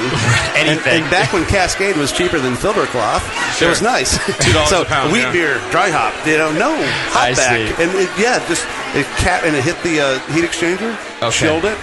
And it was like this different element. It's like this. I can't get that with dry hopping. That's good to know. Oh, yeah. And it's interesting because we've had brewers come on who are all about pellets, they don't care, or all about whole hops, and they don't care.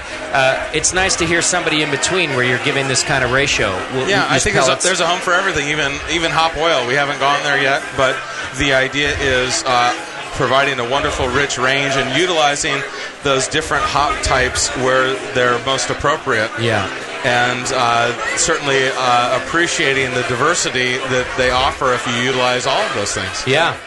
Can I ask what kind of yeast you used in this winter ale? Oh, yeah. This is our house ale. It's Young's 1318. So the Young's brewery from London. Yeah. Wonderful, rich brewing heritage. I used to use Fuller's back in the day, the 1968. Okay. Chico's a wonderful strain, too. It's just we put this to a blind panel, which was me and my old head brewer, Ben Love, back in the day, and Abe Armstrong from the Northwest Brewing Scene. I paid Yeast Labs to give us a neutral amber ale fermented with 4 different yeasts, and we chose this one blind. And as it turns out, no one is using it commercially. Oh. So competitive advantage, and you guys are welcome to. And then you can get it anytime you want. But not till tomorrow. Yeah, that's fine. No, the more the merrier.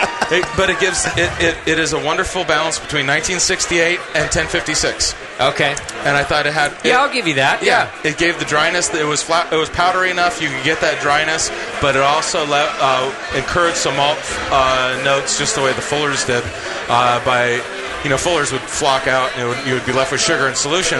But it had a wonderful tartness and a wonderful maltiness as well. So it does unusual. have the fruit and malt flavor of the yeast that you're describing, certainly Fuller's, but the attenuation that I expect from a hub beer. So all our beers are very dry, and I'm proud of that because I brew the beers that I want to drink, and 3-pint rule at least, right, is in effect. Here. Well, we've also got Steve Altamari here from Highwater Brewing Company, and now Steve has been around the brewing scene for some time, and in fact, Steve's a brewer's brewer. Are you saying I'm old? Well, in a nice way, though. I mean, I didn't say old. Okay. I said been around. Been around. But I like old. You're right. It does sound better, doesn't it? You're a brewer's brewer in the sense that if you talk to brewers in Northern California, and you mentioned Steve Altamari, they want to talk beer. They want to talk about beer with you because you're kind of off the beaten path. You're experimenting. You're doing nice things. You're a brewer's brewer, man. Thank you. I mean that as a compliment. That you're really doing the things that brewers want to be doing. And by that I mean you're doing some of the hoppiest and nicest beers around, but you're also experimenting with some sour projects. And some big beers, some high alcohol. In fact, half the time you hand me a beer, it's late in the evening, and I'm like, Jesus, Steve, what are you doing to me? It's another big beer. But you're really across the spectrum when you brew. I like to experiment. Yeah. I like to play around with flavors, and a lot of the flavors that you can run into are just by experimenting. Sure. Some of them are horrible. It happens, which doesn't is great. it? That's the best thing. Is like I threw it away. I don't care. Yeah. But once in a while you hit that what was that? And then you have to go back and go, what did we do? And that was good. It's like, we put what in that beer? And you have a unique brewing model, I think, that allows you to do that. I don't know if your license is an alternating proprietorship or what it is that you do, but you have an association with Drake's. Yes. Where I go there, it's interesting. The reason I bring it up this way is I know about these different partnerships. I've interviewed them before. But when I go to Drake's, they go, well, those are Steve's, and these are ours. So that's Highwater? Well, no, that's Drake's. But those belong to Steve. And these are ours. And it's a weird... I never get a clear answer out of what's going on down there. Group hug. I see. Well, there's so many, vessels you could have, and we share them. Do you make... So, on a brew day at Drake's, for Highwater, are you making your wort at Drake's? At 3 a.m., no. Colin is. I see. I'm at home in Stockton. But on tomorrow at 7 a.m., I'm in Devil's Canyon brewing, Campfire Stout. Okay. And we have tanks that we've moved around. We gypsy. We literally throw them on trucks. And I see. Yeah, actually, at Drake's, we've been 2 years, been the most fantastic collaboration ever for me. It seems like a great partnership. And as of the end of March, actually, the big tanks have come in from theirs. Our little tanks, they used to be the biggest tanks there, are now we've moved them. Okay. So we're starting to work at Hermitage. Okay. Yeah, next in April, and Devil's Canyon we've been brewing with for since we started, actually. And we have tanks there now. We used to borrow all theirs. Okay. So we have an open relationship with Drake's. If there's something coming up and we just, if there's a spot in the schedule. So you're a swinger is what we're getting at. You have an open relationship. It's kind of like, my wife doesn't like it, but I have to move it's around. It's like when we say it that way, but it's the truth. I have to drive around a lot, but it's like a gypsy thing. I should have a skirt on, I guess, but right. I was like, let's see, where was I last? A month ago, I was in Santa Cruz down with Alec doing the gypsy brew, and I see. I've been to New York with Jeff O'Neill, and it just where we're at. But so tell me what's the Jeff O'Neill, by the way, is another great brewer to brew with. Wonderful. What is the point? Is it that why own a very expensive brewery when people have capacity to help you make wort if you can just buy the fermenters? Is that the principle? Well, our model was let's buy the fermenters because you're a contract brewer. You come in and go, well, I'd like so many barrels per year, but you're not locked in. It's like, sorry, our brewery grew up bigger than you. You don't have the room. So we bought the tanks and said, let's make sure we have the capacity. I see. And from that is kind of springboarded. We're going to do our own brewery. It takes a while to raise that much money. Sure. So in the meantime, it's like, well, our brewery is growing and growing. And why wait and not sell beer? So, why be a startup when you could be an up? we're up. Right, you're just it's enough. like we're up. Yeah. So at some point we're like, we actually should probably get a home and all that stuff. But eventually, yeah, we will. But yeah. In the meantime, when you hit the ground and your sales are at a certain level, it's like it's real easy to open a brewery at that point. Sure, I would assume. Well, I think a lesser brewer might suffer from the gypsy pattern that you have. There's a lot of variables, there's a lot of things to do, but the beers I have from you are wonderful all the time. Thank you. Except when you experiment too much, and then it's insane. But other than that... Upper Decker? The Upper Decker! I must apologize for life for it's that fine. One. But you see what I mean? It's difficult. You have to know what you're doing technically as a brewer to keep moving around. It's like, if you're a brewmaster at a large brewery, you're not on the deck every day. Yeah. So you have to deal with different people, and the weirdest part is I have to deal with people I might not even know. Like, sure, what's the mash temp? And so it's like, and who's this fucking guy I'm talking there, to me with the beads on his... what the fuck are you doing in my brewery? Right. It's like, go away. Yeah. I you own have to your deal ass, with all bitch. that. No, you don't. Yeah, but for the next 2 hours, anyway. But that is that's the challenge. And sometimes I'm just not there. I'm like, I've had brew days where there's 3 brews at the same day in 3 different locations. Right. I'm in New York brewing, and there's 2 other breweries. Like, did it work? It sounds perfect to me. I like it. It's exciting. Wonderful. But the end of the day, it's our beer. We take credit for it. It's our name. It's our recipe, and we've had our relationships. I think they've worked well. I haven't had anything other than the Upper Decker that. Nobody's thrown you out of their brewery yet. Not yet. Right. Well, there's still time, Steve. Give me time. Yeah, just hang in there. Well, I do like the sour projects I've had from you, and those I had early on. I've loved your hoppy IPAs. Have you had an East Bay breakfast bitch yet? No. What are you pouring today? We have we actually have the Celebrator little tribute.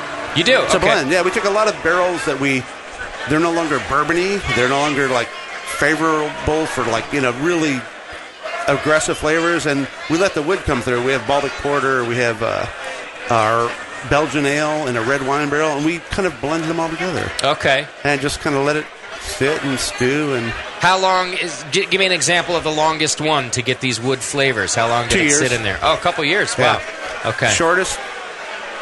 A week. No barrel. No barrel. I see. Well, there's some IPA in there too. But that's important, isn't it? If you're going to do a blend, you need something that might have no wood character to blend it properly, right? You said it, not me. Well, we've talked to Matt Brynelson, some guys like this about blending, and they're very frank about it. There's nothing wrong with blending, and you should have fresh beer to blend if you're going to do it. And my inspiration was Matt for the Double Jack blend into the anniversary, and I went, you know what? It's like, let's put a little hop right in. Right. And it was just like that little fresh little zing. Sure. Oh, yeah. Why throw away beer that got too woody when you can blend it with something fresh? I mean, really, this is probably the way that brewers should be thinking more often, to be honest, rather than thinking, well, if I put it in wood and it fails, it's shit. It's not Pixar's problem anymore. It's Woody's problem. Right. Absolutely. All right, well, we've got Steve Altamari and Christian from Hub, Steve from High Water Brewing. Thanks for sitting down with us, both of you. Thanks for drinking with me. Yeah, it's Hub Day at Beer Revolution tomorrow, isn't it? Oh, yeah, I'm so excited. It's like our first official event in San Francisco. Oh, you haven't done one before? Never. I'm going. Yeah, come by. I'm going to be honest with you. I've ditched every SF Beer Week event this week. I haven't gone to anything. Nice. I've gone to this, and I went to the one other event at Anchor.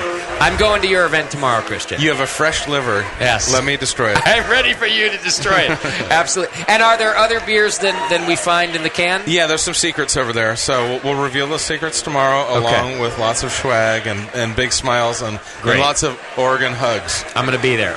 Can't go wrong with Oregon hugs, by the way, JP, if you didn't know, they're very hairy, and they're a little bit lacking of deodorant. They're a lot like the French. Yeah, you familiar with sandalwood? Yeah, it's very sandalwoody. And Steve, where can we find High Water? I know the Beer Week is just about over, but we can find High Water beer somewhere, can't we? I think a few in the Bay Area stops. Yeah. Okay. Different beer stores. Maybe yes. we can find it at City Beer Store. Japan, Denmark. I think you're allowed to answer me if I ask direct questions. Right? I'm not trying to break the laws. It'd be like, it'd be like Whole Foods, and I don't want to incorrectly sponsor someone and get arrested tomorrow. You won't. You're not allowed to offer up where they are, but you're allowed to answer. So if I say, Is High Water beer in bottles at a Bevmo? Can people find it there? Yes, and a Whole Foods. And Whole Foods. And is it available at City Beer Store Yes, sometimes? it is. I think I've had some at City Beer. Beer Rev has had it too. Okay. I saw that a few times. Tornado. We're all within the law. If you're in California and you can't find it, then call me. You're not looking hard enough is probably what the answer to that is. All right. We're going to take a break. Steve, Christian, thank you so much for hanging out with us. I really appreciate it. Thank you very much. Love you guys. All right, we got more drinking to do, and we're going to, I think, try to do some beer trivia with the folks here at the 25th anniversary of Celebrator. We're going to try to find the most amusing drunk people we can find and do a little beer trivia when we come back. Hang in there. It's The Session.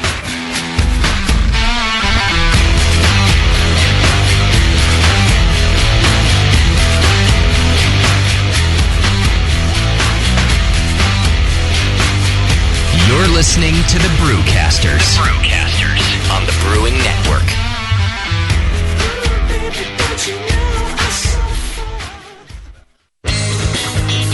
BN Army, HopTech has a great discount waiting for you. Do you often find it difficult to find specific specialty ingredients for your homebrew recipes? Well, listen to this. HopTech stocks 59 different grains to choose from, 39 varieties of pellet hops, and 8 kinds of whole leaf hops. And HopTech not only carries Y yeast and White Labs yeast for you, but also Fermentus, 04, 5, 6, 23, 33, and T58 Belgian yeast, plus Cooper's, Nottingham, and Windsor yeasts. Got your recipe ready to go? Pick up some great brew gear like new long and short sleeved shirts, games, and more. HopTech's new website is being updated every day with new items. If you don't see it, call the shop. They're open 6 days a week. BN Army and AHA members get a 10% discount, and active military personnel get 15% off. Visit HopTech.com today for great selection, great service, and a great discount. HopTech.com. Brewers Publications is thrilled to announce the release of For the Love of Hops, a practical guide to aroma, bitterness, and the culture of hops by Stan Hieronymus. For the Love of Hops is a resource for brewers of all experience levels. It explains the nature of hops, their origins, and how brewers can really maximize their positive attributes throughout the brewing process. Ken Grossman from Sierra Nevada Brewing Company says, "This book is an amazing compendium on the hop, written at a level of detail that will captivate historians, chemists, and brewers alike." For the Love of Hops is available now from Brewers Publications at brewerspublications.com. Order your copy today and wrap yourself in the binds of bitterness with everyone's favorite brewing ingredient, the love of hops. All right, BN Army, it's trivia time. What's the only homebrew shop with over 1,000 recipe kits, $4.99 shipping on orders over $100, and is also home of the Wolf Shirt? The one and only answer is Austin Homebrew Supply. For over 20 years, they've specialized in creating recipes such as the best-selling Texas Blonde Ale, Apocalypso, Hop Bomb 2.0, and Double Chocolate Stout. And they just recently unveiled their small grain kits that produce 1 gallon of beer. Visit AustinHomebrew.com to browse their extensive catalog of equipment and ingredients. They also have mini clone recipes of your favorite commercial beers. They're the exclusive retailer of BrewVent Yeast Fuel as well, Yeast Nutrient, and the all-new Bodybuilder. Follow Austin Homebrew Supply on Google Plus to participate in video hangouts on popular brewing topics. So visit AustinHomebrew.com today and make sure you sign up for their weekly email with news and specials. Austin Homebrew Supply, AustinHomebrew.com. Hi, I'm Jamel Zainasheff, and in addition to my work on the Brewing Network, I write the Style Profile column in every issue of Brew Your Own magazine. Hi, I'm Sean Paxton, and when I'm not prepping for the Home Brewed Chef on the Brewing Network, you can find me writing articles on how to cook with your home brew for Brew Your Own magazine. Greetings, cretins. This is John Palmer, and when I'm not writing for Brew Your Own, I'm reading it. John Palmer, Sean Paxton, Jamil Zainasheff. If you love listening to them on the Brewing Network, you'll love reading their articles, tips, and recipes in the pages of Brew Your Own magazine. Join Jamil, John, and Sean 8 times a year in Brew Your Own. And when you subscribe to BYO on the Brewing Network website, half of your subscription price goes right back to the BN to support great beer and food programming. So sign up for Brew Your Own magazine through the BN website today so you can listen and read your way to better homebrew.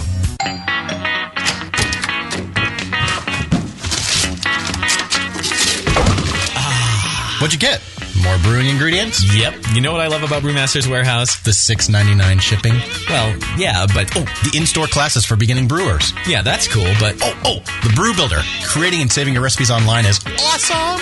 No, yes, but... The cheese-making supplies. No. Oh, the wine-making supplies. Oh, the distilling equipment and liquor flavorings. All that stuff is awesome, yes, but what I really love is that the guy who runs it is totally hot. And that Brew Builder software is awesome. Oh, yeah. Brewmaster's Warehouse brings you flat rate shipping on great equipment and ingredients to make beer, wine, cheese, and spirits at brewmasterswarehouse.com. And if you're in Georgia, stop by Brewmaster's Warehouse Monday through Saturday from 10 to 6. Visit brewmasterswarehouse.com today because it's totally hot. Oh, yeah. 888-401-BEER. It's time to talk beer and chew bubble gum. And we're all out of gum. The Session. All right, welcome back. We're wrapping things up here at the Celebrator 25th anniversary party, live from Oakland Marriott. And what a great night it's been. We've had a lot of wonderful beers to taste and some great guests, some old friends and some new friends. And it's a good time when we get to do that kind of stuff. So I'm thankful for my job right now. It's good to be down here. We got a couple of things left to do. And in fact, one of the things, if you're bored and you're sitting around at work and wondering, God, I got to wait till I get home to work on beer things. Well, you don't have to wait till you get home because you can play That Brewery Game anywhere that you are. ThatBreweryGame.com is celebrating their 1-year anniversary for the entire month of February. It continues right now with new stuff added every week and a big blowout at the end of the month. Rob just added some new brewing ingredients, including Brett and Lacto, for all new beer styles that are becoming to the game this month. And players have been clamoring for sour beer styles, so they're finally coming to the game. Players compete against each other using their own recipes to brew the best virtual beer. Rob also added cask conditioning to the game. So this is unlike anything else you've seen. You'll be able to brew beer and climb to the top. If you're only an average brewer in real life, like me, by the way, I'm about the most average brewer. I'm probably slightly below average brewer. In real life, that's about as far as you get in the game. It's hard to brew great beer, and the game will challenge you to prove your brewing knowledge. Getting started is free. Check it all out at thatbrewerygame.com. And Robert, who developed it, I've been working with him pretty closely, and he's a good dude. He's developed a good game. It's a year old right now, and it's good to see him growing in the industry. So check him out over at thatbrewerygame.com. It's free to get started. Speaking of games, what we're going to be doing right now is playing a little bit of beer trivia. We like to do this kind of stuff when we go live, and why not? It's a chance to waste time. Make ourselves waste time. Make ourselves look like fools when we haven't researched the answers properly, and also make fools of other people, which is really the point of the whole thing. Bring it on! Right now, we've got Jen and Denise sitting with us. Jen, where are you from? San Francisco. And Denise? San Francisco. Both from San Francisco. They made the long trek across the bridge or tunnel to Oakland for the 25th anniversary Celebrator party. Have you done many events during San Francisco Beer Week? Yes, I've done multiple events every day of San Francisco Beer Week. Multiple daily? Yes. What a drunk. She is a professional. Right. I'm a slacker compared to her. I'm a complete slacker. So you haven't done multiple events daily? No. This is the only event you've done, isn't it? No. No, you've done more than that. I'm not that much of a slacker. I am. You've done 3. Dedication. Yes. 4, 5, 6. Okay.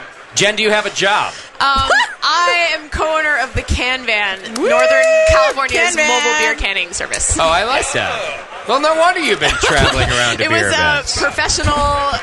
Sure. Yeah. You were hobnobbing. Yes, we're hobnobbing every single day. Making connections. Well, that's what you have to do. How long has the Can Van been around? We've been running for a year. Okay.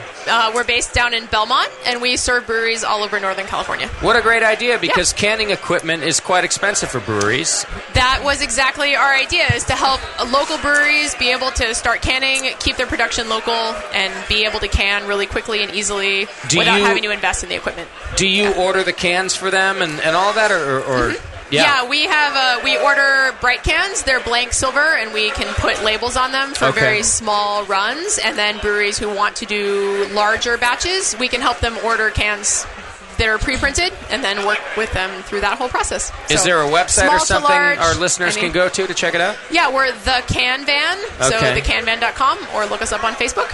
I like it. Yeah. What do we see the can van driving by? Is it like the Oscar Mayer Wiener, where you can tell it's the? We have a can. silver trailer. It's not quite shaped like a can, but it's very close. Well, maybe next year. You guys can work on it. All right. How do you consider yourselves in the beer knowledge world? You know, trivia-wise, do you know your beer styles, for example? Hope so. I drink beer. You drink, Denise drinks. Well, that's qualified to me. Okay. Do you know the ingredients that make up a beer? Don't tell them, but for example, if that was a question. Depends on the beer. That's a good point. See, she knows her beer. It's going to be fine. Great answer. That's a yes. All right, it's a very simple game. I'm going to ask some trivia questions. You're going to buzz in if you know the answer. The first person to 5 points wins. Ooh. Oh, it's a competition? Ooh. Oh, it's a competition. Tonight, you and I were thrown down. We're thrown down. Jen, in case you haven't noticed, life is a competition. Everything is a competition. Am I right, JP? I think you're right. Thank you. All right, so you're going to both need a buzzer, which is a sound that you make with your mouth. That's what I call. Denise is... Wow, perfect. All right, Denise is, once again... And Jen is... Perfect. Buzz in quickly if you know the answer. I'm ashamed. Should I throw you a softball, or you guys want to get right into the good stuff? Softball. You don't need a softball, right? The amount of alcohol in beers sold or created in the United States is measured using what method? You see it on the bottle. It usually says something like... Yes, Jen? Alcohol by volume. That's right! Alcohol by volume. I thought you were going like hygrometer or something. These are waves. She's going to be uber technical. Have fun with this. I'm going to tell you right now, we had no faith in our audience, so you won't see anything like hydrometer on this. Hygrometer. She just corrected you. All right, how about this? How long did Prohibition last? Too long. That's a good answer. I'm inclined to accept that as a proper answer. Too long. Jen, do you have the correct answer? 14 years. My notes say 13 years. So 13 close. years. You were so close. No point. And Denise, I'm sorry. Even though it was a great answer, no point for you. However, I'll put a point down here in case you need it later. I might. All right. How long do... I'm kidding. That's the same. You wound up real good for that. Yeah. Where is the largest beer festival in the world held every year? Jen? In Germany. City, please. Munich. That's right! It's known as Oktoberfest, and Jen is dominating the game so far. Yeah, it's going well for Team Jen. Beer is the second most popular beverage in the world. What is the first most popular beverage? Denise? Wine. It is not wine. Jen? Water. I want that to be right because... It probably should have said like purchased or manufactured. Water is... Yes, Jen? Tea. Well, I'll tell you, because both answers are technically correct, Jen gets another point. It is tea. That's absolutely right. It's made with water. I got a little Should hate have from the qualified that audience. somehow. All right. I'm not... Denise, sorry, you're gotta still watch in this it. guy. You're still in it. It's I'm the not first in to it. 5. Jen only has 3 points. Got a chance. All right. True or false? False. Guinness is the best-selling alcoholic beverage in Ireland. Buzz in. True or false? I'm trying to remember all of this. Guinness is the best-selling alcoholic beverage in Ireland. I know half of the places that they brew Guinness in the world. You got a So have 50-50 chance. Buzz in, Denise. Come on, hurry up. Buzz in. I know I feel pressured. Beep, beep, beep, beep, beep, beep, beep. She's one of those people who's like, I'm gonna say- don't tell me what to do. I ain't buzzing in even though I'm on a game show. Try it. All right. Me. Oh, go. Yes. I don't know what the question was. True or false? Oh, true. You know, it's true, but I'm not giving it to you. I'm sorry. No, I'm kidding, Denise. You get the point. It's true. You put true. Oh, I didn't do that one. I was kind of thinking that it was going to be Jameson or a similar. Where was it? Guinness is the best-selling Irish alcoholic whiskey. beverage in Ireland. It's listed as true. Budweiser. Now we're getting the whole arguments thing is they all from our drink, own people. Like Bud, and they drink Trimmer. They She's drink all losing that stuff. anyway, so we're giving you the point. Thank you. The girl gets the I point. appreciate it. gotta start JP, working. shush. Beer can be broken down into what two general categories? Beep, beep, beep, beep, beep, beep. Jen? Lagers. Jen is 1 point away from victory. That's 4 points. I say to you. For Jen. I can't read that right now. I'm busy. Okay, I'm going to make this easy. It's true or false? Buzzing now, Denise. Green glass is bad for beer. True or false? Yes. Yes, Denise. Is green glass bad for Yes. beer? That's right. That's Yes. true. That's 1 point for Denise. She's making her comeback, folks. Cans are great for beer. Cans. What is considered the national beer of Jamaica? Yes, what the Denise, hell was you my raised shit? your hand, but I'll call that as Red Stripe. as a buzz. That's right. I told you she's on the comeback trail. It's now 3-4. Jen's winning with 4 points. Denise has 3. I'm embarrassed to ask this next question, but I feel like to bring the game It's to okay. a You're wearing clothes. to You're bring good. it to You're a butter. cliffhanger, I need to ask this question. What does IPA stand for? I believe Denise buzzed in first. Go ahead, please. And get hell out. It's right. It's now a tie game, ladies and gentlemen. It comes down to this last question. Oh, I got to pick a good one.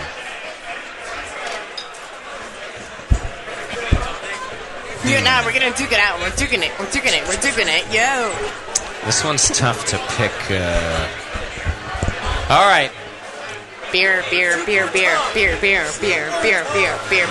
Burlington, Vermont is the home of which craft brewery? Where? Burlington, Vermont. Each of you can phone a friend in the audience in front of you if you like. Burlington, I'm phoning Vermont. a friend. I'm phoning Derek. By the way, is there only one brewery in Burlington, Vermont? No, probably not. No. I'm phoning my friend. 2. Jen's and there- he says there's 2. Are there 2? Then I can't do the question. Right now, I'm writing a note to my staff that says you suck. Just writing that note. All right, I'll go to another question. I can't say no, but I would like to drink their beer. All right, let's do both this. of them. The Pilsner style originated in which country? The Pilsner style of beer originated in which country? I wanna default to Germany, but I'm not very confident in that answer. But I'll stick with it. All right, Denise says Germany. Because there could have been Prussia, and you don't really know with all that sort of like weird. There was a mess. I know. There was a lot of weird things moving around. Oh, beep, beep, beep, beep, beep. Yes, Jen? Czech Republic. That's right, the Czech Republic. And the winner of Celebrator 25th Anniversary, brought to you by ThatBreweryGame.com, is Jen. Wow. Boy, you sure knew all those questions, Jen. That was good. That was fantastic. What's our prize today, JP? Some T-shirts and hats and a new car. Oh my God! Yeah. Car. Yeah, it's a Wait, 1979 so tell me, what are the main breweries? Like Shipyard? in Burlington, Vermont. Yeah. Well, all I had on my list was Magic Hat. Magic No, Hat? Magic Hat is not in Vermont. They're That's here. wrong. Oh, they're in Vermont. They were here. What do you mean here? They're, I mean, they might distribute here, in but they're not Brewers here. United. Oh, they did get bought. That's a good point. Totally. You make a good point. They're everywhere. I didn't do that question. Their headquarters are still in, I think, Burlington, Vermont. Yeah. She could have an extra. I don't even care. A hat for my competitor. Give it all away at this point. Competitor gets. Denise gets prizes too. Screw it. Everybody wins. Do I win? No. Everybody but JP wins. You However, win. No, you. High five. All right. Ready? The folks at home can win by going to adamandeve.com right now and using coupon code BNARMY. If you use coupon code BNARMY, you guys know, if you're familiar with Adam and Eve. Sounds dirty. It's dirty. It doesn't have to be dirty, but if you're dirty, it can be dirty. You can get, with coupon code BNARMY, you can get 3 free adult DVDs in all sorts of categories. You can get 1 free gift that's so sensual we cannot announce it at the Celebrator Anniversary Beer Festival.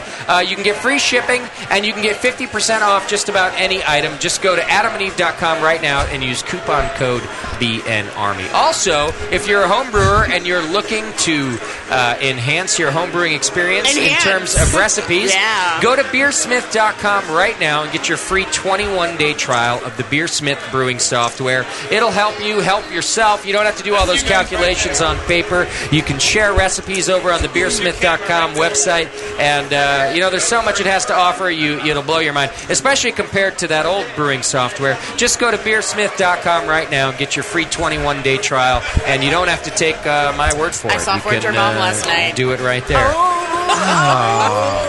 Was she talking about my mom or your mom? Because one of our moms is dead, and that's fucked up. Well, one's dead and one's on their way to meet her. Yeah, one's dead and one's like half dead. Right? And that was fucked up. I didn't even hear you. I can't even hear you. No one can hear you either, JP.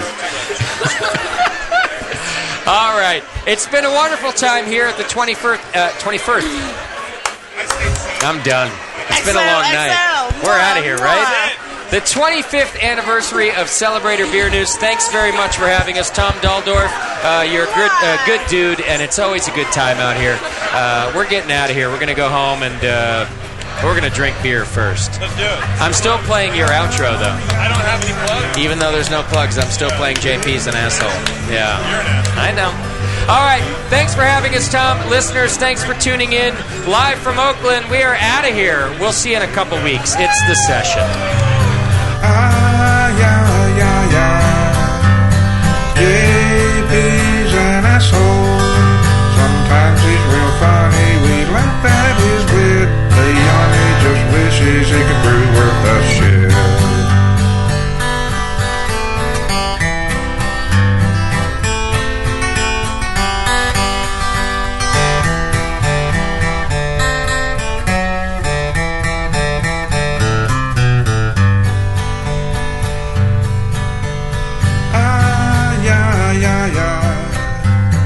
JP's an asshole. Justin's a nice guy and winning the race. JP does great as his cherry